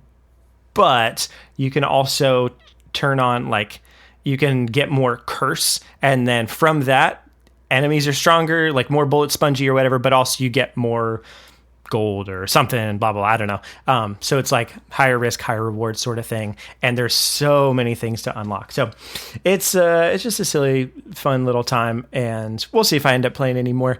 Might just be a fun game to play in the background every now and again. But that's it. Vampire Survivors. Nice. Should come to Switch. Maybe shouldn't come to Switch, because otherwise I would play it more. Right now it's locked to a certain TV downstairs. Yeah, I don't want to tell you that it's on mobile, but it is. Oh no. Interesting. Yeah. I won't have heard that, is I think what's going to happen. Well, so yeah. I will go next, because unfortunately I do have to get going. First, I want to say, Parker, you have great transitions in each episode, and I feel like today I was cutting you off, and there's like times where I'm like, oh man, that was a good transition, and now you can't transition into it. But you do a good job with that, and it's not easy to come up with those. I have been playing Tunic, and Tunic is such a good game. How recently did you start it, out of curiosity? Oh, man. Or how much have you been playing? I think I started like 2 weeks ago, and I probably am 20 hours in. Okay, gotcha. Because I'm also streaming, so it might take like a little longer. But yeah, you start it up and you're like, I have no idea what I'm doing. And that is kind of the joy of it. Like, it is in a way like Breath of the Wild, where you're just like, figure it out. And you collect these manual pages, and like the manual is gibberish. You don't know what it says, and it's not really helpful, but in a way it is helpful. Like, it does hint towards little things if you are paying attention to it. And it can be a little demanding at times with what it's asking you to do. But it is, I would say it's like a Souls-like, it's pretty difficult. and you just gotta try to dodge and remember patterns, and and you're gonna get lost, and you might have found your way one time and you're like, oh shoot, how did I get over there? But then you discover a new path, and it's been a joy, and it got to a part of the game where it really started to turn, and like I had no idea that anything like this was going to happen. That's cool. That's one of those games I want to play it. My friend Mitch also mentioned he wants to play it, and I've heard people say that it's best to play when you have somebody else that you can, like, you know, schoolyard conversation sort of thing without looking up things. So so I'll probably try to start at the same time as him. I was curious how far into it you were for that reason, but at this point you'd probably be, you know, way ahead. But I mean, still, maybe there's some things that will overlap on if I start it in not too short order. But I remember hearing, so Mark, who was on last week, on his podcast, he talked about the game last year, and basically was like, yeah, the combat can be like pretty hard, but also it's not like the best combat. And I've heard a lot of people mention there's an invincibility mode, and so every once in a while, just turn it on for a battle, because like, if the combat's not that great, kind of what's the point? And that's not like the most fun part about the game anyway. So like, I am not going to be afraid in this game to just turn on invincibility every once in a while, I think, because, you know, if it's stopping you. But at the same time, sometimes it's fun to have a bit of roadblock and then see if you can pass it. So that's interesting. There's going to be a lot of roadblocks because it's the way that its design is so genius, because you are collecting these pages, and it could be page like 20, but then the next one is like page 60, and you're like, oh my god, I'm so far away from, you know, what I need to learn. But actually the way they have it set up is like, you're good, don't worry about it, don't stress, you're gonna figure it out. That's so fun. Yeah, makes sense. That's awesome. You said you're streaming that. What's your streaming schedule or anything like that for people that want to watch that? Roughly, it is every Tuesday and Thursday, 6:30 Mountain Time. I say roughly because it's not very consistent, but I've been trying to stream more, and if it's not those days, then I am trying to, you know, make it up throughout the week. I'm on Twitch, I'm on Twitter, I'm on TikTok, Instagram. You can find me at CheezyC64, CheezyC64. And just real quick, Mega Man asked, what is the best kind of cheese? And I'm going to be honest with you, I get this a lot, and I don't even know. Like, I could say pepper jack, like I like spice, but I don't think that's the best kind of cheese. So if any of you that are listening and you have a favorite kind of cheese, message me or mention me on Twitter, and maybe I will taste it and give my reaction.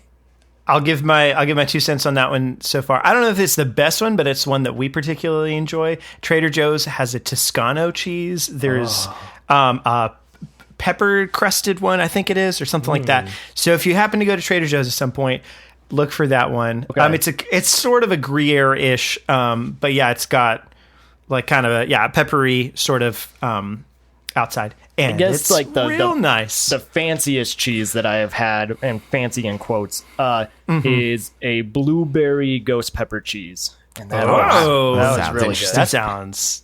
Yeah, I'm down for that. That's a fair. I want to try that. Yeah, nice. But well, Cheesy, thanks for coming on. That sounds like a good time for you to hop off because you got another podcast to go to. And we'll talk to you soon. Check out all his things in the description. Thanks for hanging thank you so much for having me. And a podcast that you can listen to is the Nintendo Powercast, anywhere you get your podcast. So again, thank you guys so much. It's always fun to join the show. Thanks for talking about Super Nintendo World. That's like, otherwise, we wouldn't have been able to. It's true. So that's super fun. All right, man. Have a good time. All right. Do you want me to log out of Discord and the? Okay. Yep, I just didn't want to mess anything up. Yeah, no, you could just jump off and then we'll switch into the next scene, like I just did. We're here. Hey, look at that. All right, bye, man. All right. So with that, AJ, what games are you playing? And I know part of the answer at least. Yep. So I'll start with Pokemon because I did play Pokemon, even though I played Fire Emblem. So on stream, I played Fire Emblem all days that I streamed. Nice. But that was mostly because for Pokemon, we're doing the Soul Link, right? And I told you about the last time that I did the Soul Link, we lost. and we wanted to do the third run without having to do the tutorial on stream. But I stream more days than Lee. There was no specific other game that I wanted to play. The extra day that I stream that Lee does not stream. Well, 2 days, but Lee specifically doesn't stream on Wednesdays. I stream on Wednesdays. So I was like, well, I might as well do the stuff that we were going to do off stream, because I'm sure people want to name the Pokemon and like see if something dies or whatever. So I did that. Lee did not have a chance to do it. So when we were streaming, he had to do all the tutorial stuff. So during that time, I played Fire Emblem. We'll get to that. But as far as the progress that we made on the Soul Link, I caught a Rockruff. The Rockruff's name is Celine. We'll get to that. We beat the gym. We beat the second gym, and we beat the Cloth Titan. So we are now in unprecedented territory. No Pokemon died. It was very easy for me. I wanna make note of the fact that when I'm pretty sure I ran through this on the podcast, but when I caught my Flamigo, I was like, this is going to carry me through at least the beginning of the video game. And Alec was giving me crap, and he was like, oh, you're going to kill it, and it's going to get hit by a rock type attack or whatever, which is crazy because it's neutral damage. But he was like, it's going to get hit by a rock type attack by Sudowoodo, and it's going to die. And just because I am me, and this is the type of thing that I do, I ran through the gym leader just with Flamigo. I didn't use any other Pokemon, and nobody died. Lee, on the other hand, none of his Pokemon died, luckily, because that would mean one of my Pokemon died. But he did have a way harder time than I did because of his team. He was doing damage calcs. This man was like, all right, I gotta do toxic spice. I'm gonna poison them twice, and then he's like, hopefully, like he's switching around so that people don't get killed, because like he like I said, did the damage calc to see how many trailblazers he could take and how many Rakdos he could take. So when he switched out, he was like, well, hopefully he uses trailblaze here, because if he uses Rakdo, I'm dead. And then, like, it was real touch and go for him. But luckily it worked out because he understands how to play the video game. Nice. So we made it out unscathed. Now next we're finally going to get to try a Team Star member. Hopefully we don't do one Team Star member and then somehow that's like that kills us, because that would suck. Yep. At this point, do you have backup Pokemon too? Because you've got more than 6. No. Oh, interesting. Nope. Because are you just not allowed to? We didn't do every encounter that we had, because last time. Oh, you're saving some, right? So the first 2 times that we did this, we had less encounters than we actually have. Right. We had 2 less encounters, but this time, really, we just have 1 more encounter than we had the other 2 times, because my encounter from in the cave that you that you like get through with your ride Pokemon in the beginning of the game, that the Diglett died. It died trying to catch Flamigo. Gotcha. So Rip, he's out of here. So that means Lee didn't even bother catching a Pokemon in that cave, because it would have died. But we still have 1 more encounter than we did before. I think I'm pretty sure we have 4 Pokemon right now, and we have the next route, so 5 Pokemon, assuming that neither one of us kills the Pokemon or we lose Pokemon in the process of catching the Pokemon. I think by the time we get to the next Team Star member, we'll have 6 probably, I think. But like we're not in surplus just yet. Yeah, right. It'll be nice when you are, for what it's worth. It's true. Hopefully we get there, because right now, like, looking forward, I don't have a Pokemon I have Pokemon that will be fine against the next gym, which I think is the electric gym. But I don't have a Pokemon. That's what it was for me. I don't have a Pokemon that is good for the next gym. So that will be what I try to get for my next encounter, get like a ground type Pokemon. But no promises. We'll see. Might just have to try to thug it out with Sprigatito, with cilantro, and see what happens. But that's Pokemon. That's looking pretty good. You said Rockruff's name's Selena, and you said you'd get to why. Celine? Yes, I'll get to that, because Fire Emblem. Oh, okay. With it. Okay. Makes sense. Okay, So yeah, Fire Emblem. playing here's my background real quick with this is I've played all of, not very much of it yet. Hope to play more, but I was playing a little bit of it. And Ashley was like, "Oh, is this the one I got you for your birthday?" And I said, "Nope, that's Fire Emblem Three Hopes." And she's like, "Oh," and then I had was done playing for right then anyway and very tired.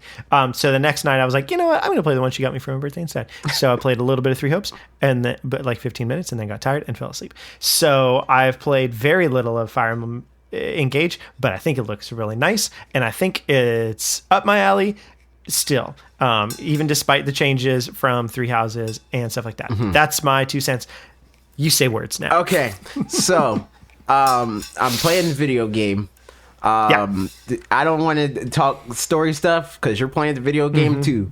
But I will say, barely care about the story stuff anyway. So yeah. Okay, but cool. Checks out. Freaking Alir, I got him. I didn't really pay attention to the trailers and stuff because like I already knew I wanted the game, but also like even if I didn't know I wanted the game, I don't care about watching an RPG games trailer. There's very little things that I want to do less. Than that. You know the way that it plays out. Yeah. And there you go. You got it. Yep, exactly. But I didn't know that Alir's mom dies. So I was like, damn, that's messed up. My mom died. Yeah. And also, I haven't gotten there I yet, don't but know yeah, if I I can have see a that. dad. Like I may or may not have one. Didn't sound like it. Yeah. So rip. My mom's dead. And then I got, I did the Fire Emblem thing. You do missions, you get new people. How many people did I lose so far? I lost 3 people, ? One of the people, I don't care. I hate him. He has a stupid name. I'm glad he's dead. Which one was that? Do you remember? Boof something. He has some stupid name that's dumb and stupid. And I'm glad he's dead. Bougie Ron? Yes, is what RP said. Bougeron or something really? Like that. Yeah, that guy. That's not how it's spelled, but that's those are the components. I love it. So, Chloe, yes, Chloe's dead. Or how they say Chloe or something. They say every name is either stupid or a little wrong. In this game, she's dead. It is my fault. It's moderately. So the thing is, I'm playing the game. There's time travel. There's a time travel mechanic from Three Houses in this video game, and I at first when they first introduced it to me, I used it and I saved somebody, but ultimately I have decided against using that because it defeats the purpose of permadeath in the first place. Why am I doing permadeath if you're just going to let me erase it? That's dumb. Yeah. So that is a thing that happened. I lost some people, or I think I lost Chloe and Celine in a paralog mission or whatever, like a skirmish or whatever, which is unfortunate. And that's why the Rockruss name is Celine, because if I couldn't save that one, gotta save this one, the RP. That's right. Had me name it Celine. So that's what we're going to do. Good call. Alir sucks. He's not good. He's really bad. You mean combat wise or like as a character or combat wise. He's not good at the video game. So I've been trying to grind him. I was going to commit to not playing the game off stream at all, but I wanted to at least level him up and get him to his next class, which is he's a dragon. Well, you can choose whatever, but I went to what his logical next step is. A dragon man. And I have no idea what it does because I wanted to save that for the actual stream. But I did a little bit of grinding, and those are the people that are dead: Celine, Chloe, and Bougie Man. But it's going good. I'm having fun. There are things that I think are stupid and I hate. Like I think that if they were going to like make this game more lean and take out all the fluff, as far as like the like monastery and all that stuff, they should have completely took it out. It's dumb that they do the battlefield thing at the end of the thing, and then you walk around and you can adopt pets and stuff like that. That's annoying because it just makes it so that like either you're walking around and you're looking for the things and you're talking to all the people, they say meaningless things, and then they give you bond fragments that you get anyway, even if you leave and you don't talk to them.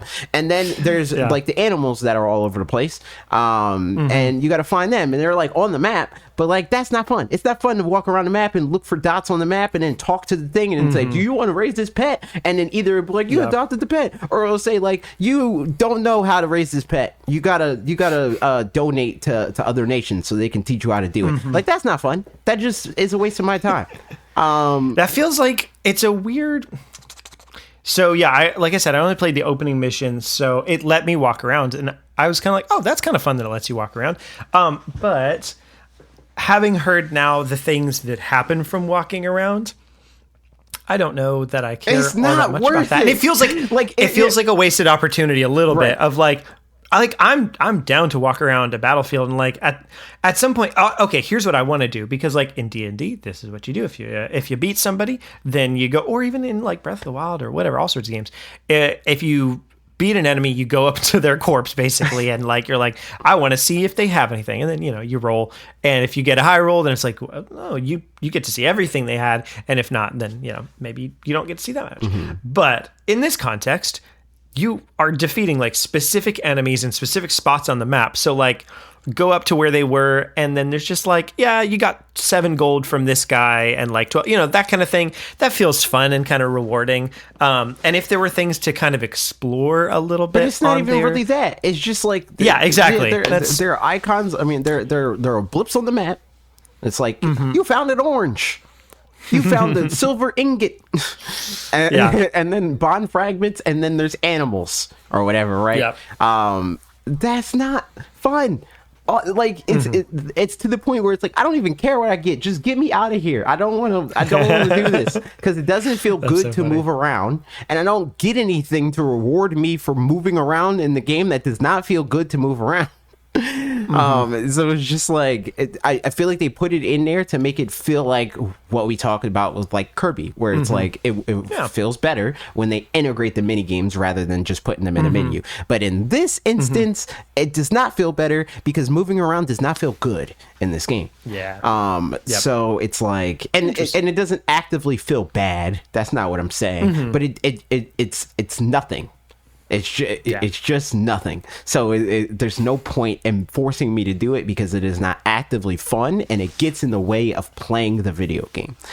The other thing that I wanted to say, I still do not fully understand why I care about these games, why I like these games. But I kind of do. Because I do think that, like, first of all, the permadeath is the most, like, easy front of mind thing that's, like, the like... Did you do permadeath in 3 Houses? Yes. I don't think I did for that one. I don't think... Well, like I was about to say, I think the thing that drives me is I am a competitive person, and I don't want them to die, because that means that I'm worse, Yeah. So, like, I don't want to be bad. So, like, that's one end of it. But also...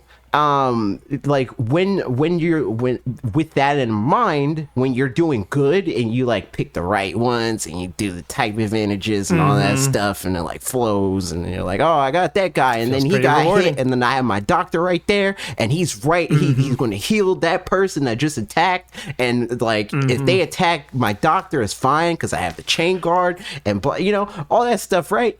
It feels good to like to do the right thing. It doesn't feel like mechanical and like super sanitized in the way that I feel a lot of RPGs do, where it's like, just pick the strongest attack.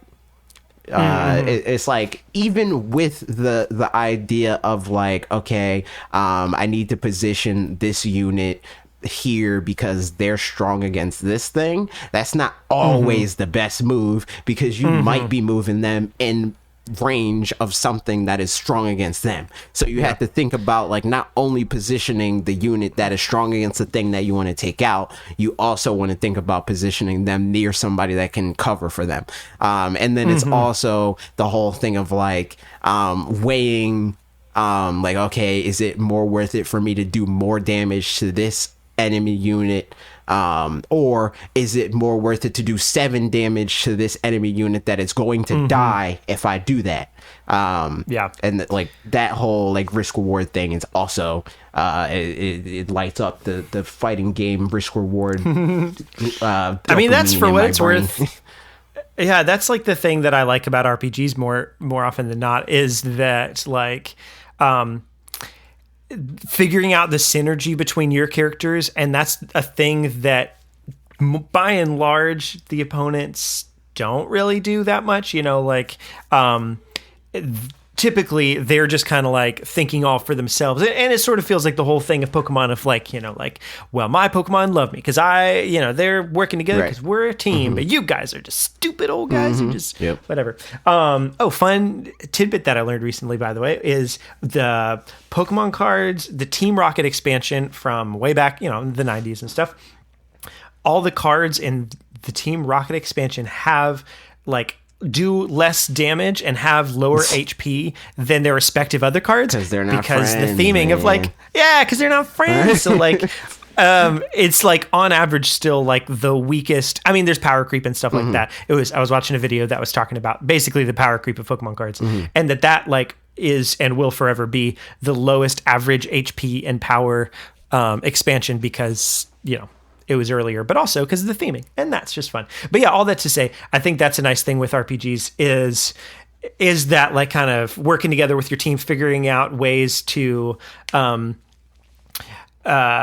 like use the abilities that you have to complement each other. But then when the game will throw something at you, assuming that you've probably figured out how to do that at some point, and like kind of make you have to relearn something new, is like, that's just always a fun thing. Bravely Default did a good job of that. Octopath Traveler, I felt like, did a pretty good job of that kind of thing too. And so, yeah, that's just a nice little thing. And that's, you know, that's the kind of thing where it's like Pokemon does not do a good job of that. So like, as far as, you know, turn-based RPGs go, that one, you know, that's I think it depends because like for like the like turn-based RPG or even just RPGs in general, like even stuff like the Tales of series or whatever, right? The problem with it for me is that like once you figure it out, a lot of the times you figure it out. And in my experience, that's not the case with Fire Emblem because any number of variables can change. They can be in an area where they have higher evasiveness, or they can be near an enemy unit that will defend them in a different way than they usually would, like depending on where you put your unit or whatever, right? There's more like moving pieces, and Pokemon is similar if you play Pokemon like it's built to be played, basically. Yeah, you're right. The game encourages you to catch a lot of Pokemon because there are a lot of Pokemon, and the game encourages you to use a lot of Pokemon. But most people use one group of 6 Pokemon, so they're able to do the like boring RPG thing of like, I'm going to overlevel and then just pick the strongest attack I got, and that's good, and I win. But if you do the like, I'm catching all the Pokemon and I'm going to try to use as many of them as possible, and like, oh, the gym leader uses 3 Pokemon, so I'm going to try to use 3 you know, like all that stuff. That's when the strategy comes into play. That's why, for instance, talking about the Soul Link, despite how much me and Lee know about Pokemon, we wiped 3 times or 2 times. We're on our 3rd run because we're not playing the game like we have unlimited money and we're buying microtransactions, you know, like that's how most people play Pokemon, and they're like, the game's easy. It's like, yeah, because you have a level 90 freaking Charmander, 2 gym badges into the game because it's the only Pokemon you use, you know. It could do a better job because I think that Fire Emblem also does a good job at like at least where I'm at, and with the amount that I play it, because I'm sure that you could overlevel if you really wanted to, at forcing you to be like on par rather than extremely overleveled. And that also could be what it is with these other games. But I think this is like a super tangent, but I think a problem with most other RPGs is like whether you want to or not, you're usually forced to overlevel because random encounters are a thing, and that. I mean, yeah, it definitely depends from game to game, I'd say. Because, like, yeah, there's some games where for sure that's the case, and then there's other ones where, I mean, like, yeah, I don't know, Bravely Default, you know, great example of it's not random encounters, so you can just, at some point, if you're at the right level, you just kind of run past everybody just to get to the boss or something like that, and then go from there. But at the same time, you could just run around and grind, and in that kind of game, it also is easier to grind than in Fire Emblem, because for Fire Emblem, you're like, and now choose to do battle again. And that's the other thing that I was going to say, where it's like it's two sides of that coin, where it's like either the game forces you to grind, or like if it forces you to grind, or it force feeds the grind, and neither one of those things is fun. Either it's not fun to grind to get to the high enough level. I don't know if it does. Like, 100%. Yeah. For me, like, depending on the game, if I like the combat in an RPG, it is fun to grind. But that's different. And that's what I'm saying. Like, I don't think the act of grinding is ever fun. I think that if the gameplay... I'm saying right now that it is. You're saying that the gameplay is fun. And since you think the gameplay is fun, it is fun to experience the gameplay over and over again. That is different from the act of grinding in isolation, just grinding. Just the idea of like, I'm going to... I don't think you can, but you can't like tear the two apart, because otherwise, I mean, same could be said of Smash or whatever. No, because like, it's not fun to play Smash frequently, because that's all the grinding is. It's just the gameplay, but more often. That's not what I'm saying. What I'm saying is grinding in a video game like an RPG is you are fighting the same enemy over and over again to mathematically be on par with other characters in the video game. It's not fun to have to grind, but that's different from no, but yeah, I know, but what you were saying before was it's not fun to grind, like to fight lots of enemies over and over again, because I'm saying that for people that include me, that is a fun thing to do. Yes, and even in the context, sorry, say that again. If the combat is fun. If the combat is fun. But I'm just saying, you can't say grind outside of the context of what the gameplay is, because otherwise every game is grinding. Like, you know, about that. Outside of the context. I mean, yeah, because like, again, Smash is fun because the combat is fun. So similarly, if the combat with, you know, Bravely Default or whatever. Of the phrase grind is specifically... I am going to fight this thing so that I can get a higher number, so that I can fight other things that are higher. Yes and no, but you also say like, I'm on the Smash grind or whatever. You know what I mean? Like, it's. I don't know if I say that. I'm not saying you say that, but I'm saying like people say that, where it's like it's doing something a lot to get better at it or whatever. Like in Smash context, you're leveling up your own skill. In an RPG context, you're leveling up the character. So like, if a game is forcing you to do it, then like. To me, when I hear the phrase grind, it is something that is being required by the video game. Even if the thought process with something like Smash is playing the game over and over again is grinding, it's not required by the video game for you to ever play Smash over and over again. If you don't want to grind at Smash, you don't have to grind at Smash. But if I want to complete the RPG, I have to, in the games that are like not designed as well, grind, because I am at a mathematical disadvantage if I do not. Yeah. I mean, yeah, so even then I would, because yeah, it is semantics at that point a little bit. The thing that I would say is there could, for the person, for the game, you know, those being the big variables there, it could be possible that the game is designed poorly because it forces you to grind, and yet still, for that person, for that game, it's still fun to do it. Yeah. Like I've been absolutely in situations like that where it's like, cool, yep, gotta level up. I'm gonna go fight some bad guys. And it's like, it's a fun thing to do. But the game's designed poorly for making me do it. Yeah. So I think all that said, just to clear it up from somebody who's on the other end of this, I just think it's a similar, I think it's a similar thing to like, what does fun mean? And there are things that like, for sure. people find fun that if you extrapolate far enough, it's like, yes, this overall experience, these combination of things can be seen as fun, but it is not the same kind of fun as like something that's more direct, as like getting on a roller coaster. Like getting on a roller coaster is more directly at, like what people think of when you look up fun in the dictionary and you see a picture, you know, like you see like somebody bouncing a ball or swimming or whatever, right? It's not as direct. It's a lot more cerebral and a lot more like involved and has more more components to it that in combination can be perceived as fun. But that's why I said specifically, like the concept of just the doing the thing over and over again, because that relies on like the core concept of doing something over and over again is for that thing that you are doing over and over again to be fun to you. If the thing is fun to you, then totally. You want to do it over and over again. But the need to do it over and over again, unless the thing is already fun, is not good. Yeah.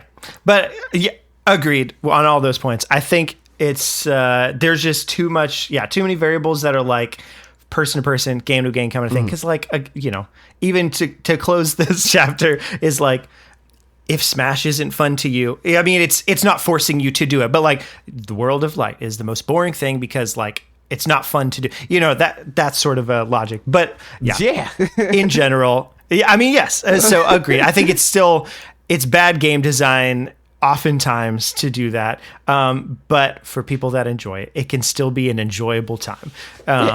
So all that to say, it's nice that Fire Emblem does a good balance of those things and is a good time for everybody. Sounds like, I mean, maybe not for everybody, but at least for you and for me when I get around to it more than I did. Is there anything else that you're playing? Nope.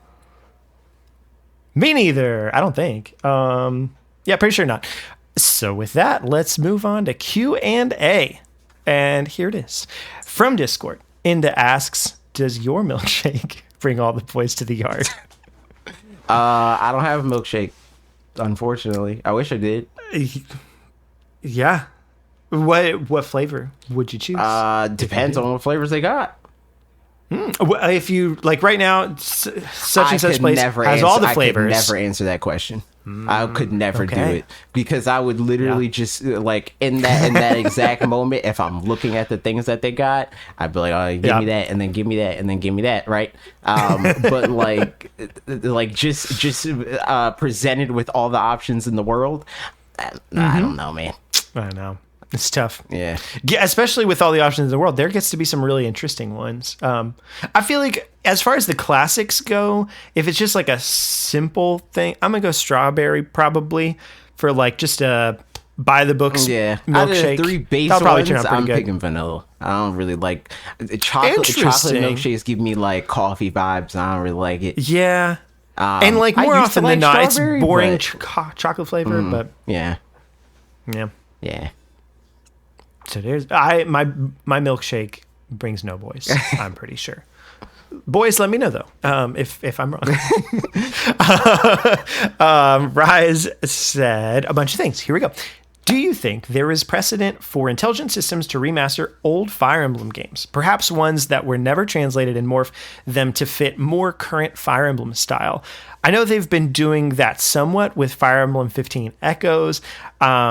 But I wonder what it would do to games that play super differently from modern titles such as Fire Emblem 4, Genealogy of the Holy War, where there's such a small number of stages, but all of them are massive, and abilities and other things such as storytelling are done in a fundamentally different way. Considering Fire Emblem 17 Engage is mainly a nostalgia bait type game with a lot of the extra parts of the game being mainly to trigger nostalgia for older titles, would you think they might be currently working on them and are trying to add an interest for these older characters? Sorry for the long question. I don't the fact that they did it once says to me that no, there's not a like hard precedent. I think that if they wanted to remaster the older games that have different mechanics and they're designed differently and like they have different balance in terms of like how big maps are and like all that different stuff, I think that if anything just gives them more room to make a better remaster, whether that be they redesign those and make them more similar to now, and then they include more content to make up for that, or like to be able to incorporate more elements from the game in a way that is more approachable to people now, or just people in general, because I'm sure that the reason why they did that then and then proceeded to move away from it is because they didn't think that it was marketable. Or fun to people that played it and then proceeded to like not buy the next game or whatever, right? Because obviously Fire Emblem was like on its way out until Awakening. But like, I don't know. There's rumors that they wanted to do more remasters, but there's always rumors, Yeah, we haven't really seen any confirmation of that. Yeah, right. I mean, because the rumor was too that this game, and it could be that it was like the reason that the rumor, blah, blah, blah, was this game was the Path of Radiance and Radiant Dawn remasters or whatever, was because like, oh, there's a Fire Emblem game and it's got, I don't know, is Ike the one from the Radiant Dawn? Yep. Those two. And he's one of the echoes in here, or one of the ring people, the or emblems.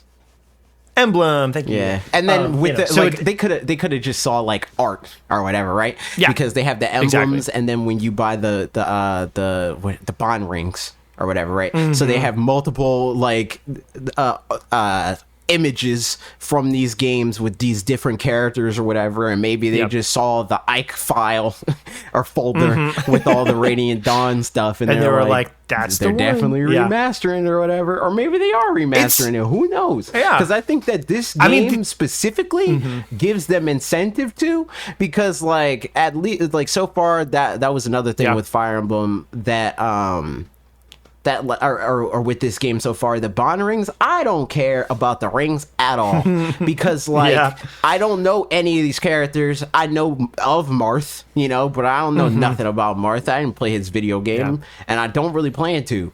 And there's so many of them that I would feel intimidated to really try to care at all, I think, about all of them. I think that I mean, there's a lot of them, right? Yeah, there's a lot of them. There's a lot of them. There's like 40 but there's like so 10 characters I think per, or it depends on the game, because there's some games it looks like they have more bond rings than others.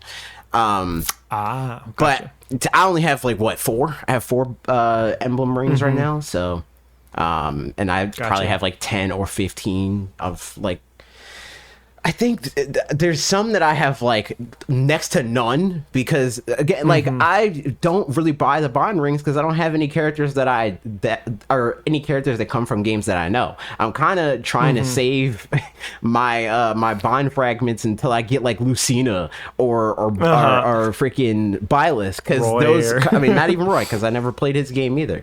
But characters that come from games that I've played, like Awakening. I played Awakening, and I played Three Houses. So getting their emblem rings and then getting bond rings of those characters matters more to me, because I could recognize the characters. But all the other characters I only know at most as like Smash assist trophies or freaking regular trophies, or characters if like for like the Marths and the Roys and whatnot. Yeah, it's tough too, because all this, the one thing to throw in there too is the Fire Emblem Shadow Dragon and the Blade of Light coming back in 2020 for a limited time for some reason, which is neat and all, but like I do wonder, to me, if I were them, I would kind of alternate. If you're trying to do remasters and stuff, do new game, remaster, new game, remaster. If you're trying to like bring a bunch of them back or something, like bring them to the West. And they didn't really do that. They kind of did, in that they did Three Houses, and then sure, they did Shadow Dragon and Blade of Light, but like that wasn't like a full-on remaster. They added a couple of quality of life features and brought a game to the, like, localized a game that never had been before, but it's still a Famicom game, through and through. So so all that said, like, precedent wise, I don't know that I would feel comfortable saying that anything is precedent, and that they could kind of do whatever they want from here. And like you said, like, they're introducing characters, but like, I also don't know that, like, with them introducing so many of the characters, as opposed to if they were like introducing characters specifically from the, Radiant Dawn, Path of Radiance games or something like that, then it's like, and now these games, remember them from this one you just played, that kind of thing. I could see that as a through line better than just like, here's all the characters, here's just a whole bunch, and then to lead to a specific other game. So I don't know. I think the doors are wide open in any case. So, I also think that like Fire Emblem, it doesn't seem like the type of franchise that they want to oversaturate. I think that would be too risky for them to be coming out with too many Fire Emblem games, because for sure. Fire Emblem for them is definitely successful, but I think most of why Fire Emblem is seen to them as being successful is it's relatively inexpensive, and it has like a good fan base, but it's not like, it's not Pokemon, it's not Zelda, it's not going to sell 10 million units. It's maybe good for 3-4 on a good day, which 4 would be like a really good day. So like with that in mind, it doesn't really seem like the type of thing. And also they take it's not Kirby. It's not something that they can just just churn out and say like, all right, here's a new Kirby game, see you next year. Like Fire Emblem games take a relatively long time to make, even if they're remastering them, I would assume, because there's a lot of dialogue and so on and so forth. So and like even as far as the oversaturation stuff goes, like the number of people that, I mean myself included, that when Fire Emblem Engage was announced, it was like, oh, it's a brand new Fire Emblem. Didn't we just play Fire Emblem? And it's been, 3.5 years at this point, but it does feel like pretty recent. And so like there's just some games that I feel like can come out pretty close to each other back to back or whatever, and it's fine. And then there's other ones that like kind of benefit from being missed for a little while, and I feel like Fire Emblem is probably more of one of those. I think it's mostly like what I think with a situation like this is you look at Pokemon, right? And a lot of people said that about Scarlet and Violet, but it doesn't matter. It doesn't matter at all, because whether you play it or not, it's still going to sell 20 million units, because that's how big their fan base is. Because even if there is 5 million people that's like, I don't know if I want to play it, there's 10 million more people that have never played a Pokemon game that they're going to buy this one. That's not the case with Fire Emblem. It seems a lot more like the 3 million people you got is the 3 million people you got. And if they're burnt out, they're probably not going to buy it, exactly. It seems more like, and obviously I'm sure that there's like new, like there is somewhat of a revolving door there, because that's true with any long running franchise. But I think that the amount of people that are leaving and coming in are a lot fewer than with a more successful major Nintendo franchise like a Pokemon, a Zelda, a Mario. It's in a similar boat to Xenoblade in that kind of regard. Exactly. For like a lot of people started with 2, and then like some of those people got 1, some people didn't get 2, and actually no, probably most people, whatever. And then but 3 is a situation where like some people probably jumped on board, but the majority of people that got it, I'd imagine, were people that played 2 and 1, and at this point decided to play 3. So it's there's just some of those franchises that don't benefit from new adopters in the same way. That Splatoon's on the opposite end of that. Splatoon 3 came out, and like there's plenty of people where Splatoon 3 is their first one, and cool, that's perfect. Like easy jump in point, but like just not everything's like that. Right. Because the thing about Splatoon is like it has mass appeal. Fire Emblem does not. So it's like you have this game that came out and on the Wii U of all things sold like 4 point something million units, and then people are like, what the heck, why are 4 point something million people buying a video game on the Wii U? And then they buy it on the Switch, and then they're like, what the heck, how come 12 million people are playing this game I never played before? And then they go and they buy it, right? Fire Emblem doesn't have that. So Fire Emblem, has like, especially now with 3 houses, it's like I have recommended it to several people that's like, oh, you're looking for a gameplay? You should play Fire Emblem 3 Houses. Honestly, you'd really like it, and just like the good word of mouth sort of thing that game has going for it is great. But you can't have that with like It just doesn't if a scale as person were to much. buy a Switch for the first time next week and we're like, hey, what's some games I should play? I'm not going to recommend to them both of those. Yeah. Is what I'm saying, and those aren't replacement situation like Splatoon 2 to Splatoon 3 is. That's like, no, Nintendo theoretically would love you to buy both of those games if you're going to play them. But, that's just like, yeah, I don't know. Not quite how it works. So that's long enough on that question, I think, but good question. And who's to say, honestly? We will find out. RP asked, will AJ use the Dragon Balls to revive Chloe? Hashtag protect the waifus. Hashtag AJ's I fault. refuse. That makes it less fun. It makes it less fun for me, and I also think it makes the chat less fun. I think that Yeah. the outcry of people being like, I can't believe you let so and so die. It's fun. Yeah.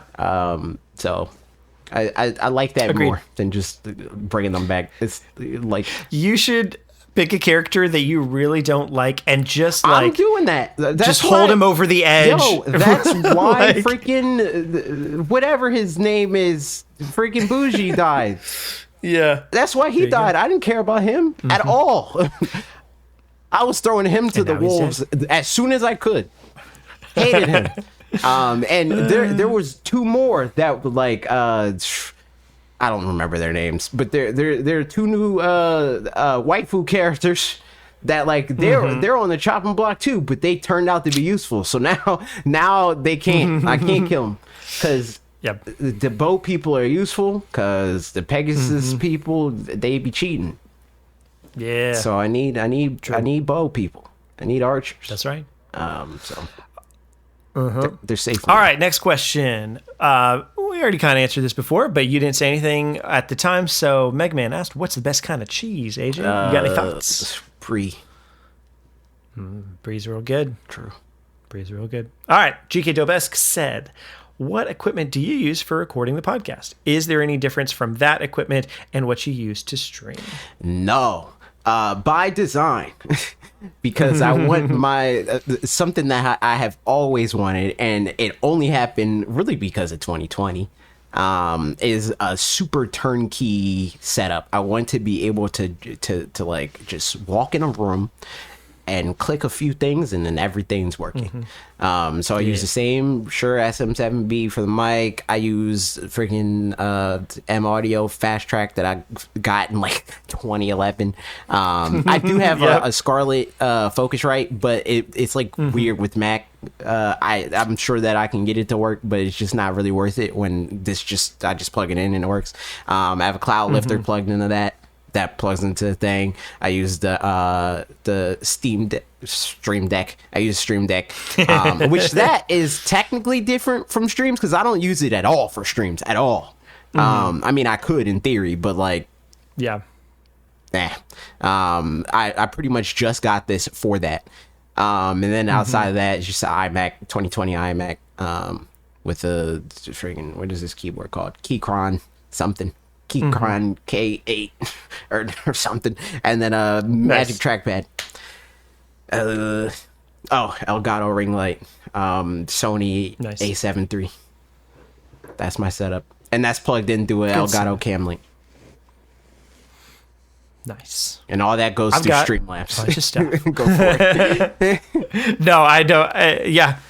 I've got a bunch of stuff. Similar kind of situation, just with a lot less of the like streamy type stuff. So yeah, it's a good little time. But yeah, similarly, if I were to stream 100%, it would just be the same equipment because, I mean, plus some that I don't have hooked up. Because, Like the yeah, capture there's like having different stuff. Yeah, right. Yep. Having different stuff for different purposes would be too much of a headache for anybody. Yeah. So you go. If Last I had to one. plug in my capture card every time I streamed, I would never stream ever. Yeah. Yeah. I would never stream. No, it's honestly great. Like so the one thing in trying to like make music or like do anything creative or whatever that I've been trying to figure out is like what like how can I reduce any and all friction that exists between wanting something to happen and that thing happening.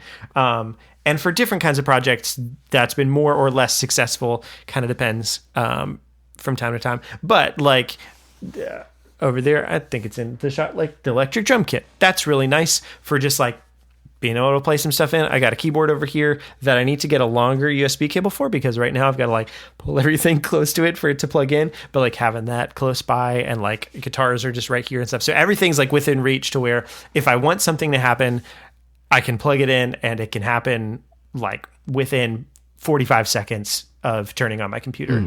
But that's like, yeah, otherwise just it's so hard to do things. Yeah. Yeah. That's why it's the dream for turnkey everything. Yep. So last one, Miss Skelton or M Skelton. I think it's M Skelton. M Skelton 07 said, "Who is y'all's favorite competitive SSBU player?" Parker doesn't know any competitive Smash Brothers players. Well, I know the ones you've said, yeah, and I've seen names or two here or there exist, probably. But yeah, Parker's I'm gonna say is Toast, because he plays Young Link and he's the best Young Link. Yeah, it is Toast, and it's also Toast. With a name like Toast, how could you go wrong? It's true. Mine, it depends. I think like overall, like the player that like I am the most excited to see be announced for a tournament, or the saying that they're going to go somewhere, is Quid. Because who is Quid. He's a kid from New York. He's the current best Pokemon trainer. And that's always exciting. And also it's a similar thing where it's like I've interacted with him a few times. I have him on Discord, so like I talk to him like whenever it's like tournaments. I'm like, oh, it's hype that you won, or you got whatever. You'll do better next time, or whatever, right? Similar to Tweak. But like usually it is Tweak, because Tweak is the connect. Like he's from New Jersey, like I'm from New Jersey. He plays similarly to like the play style that I strive to have, where it's like this mixture between like defensive play and offensive play, and being able to like turn on the dime between those two things. And yeah, like I said, interacted with him before. So Tweak, Quid, those are usually the ones that I'm pulling to win whenever they're at a tournament. Nice. Yep. And again, obviously Toast for me. And with that, this podcast is toast. It's true. It's out of here. That's a fact. Like burnt bread. So that's a saying now. You get with the times, AJ. Come on. Burnt bread. Do all the good social media things that you should be doing, and like and comment the podcast. Go like to and comment Patreon. You say words. Like, comment, subscribe, go to Patreon, tell your friend, go to rate the podcast. Goodbye. Yeah. Bye.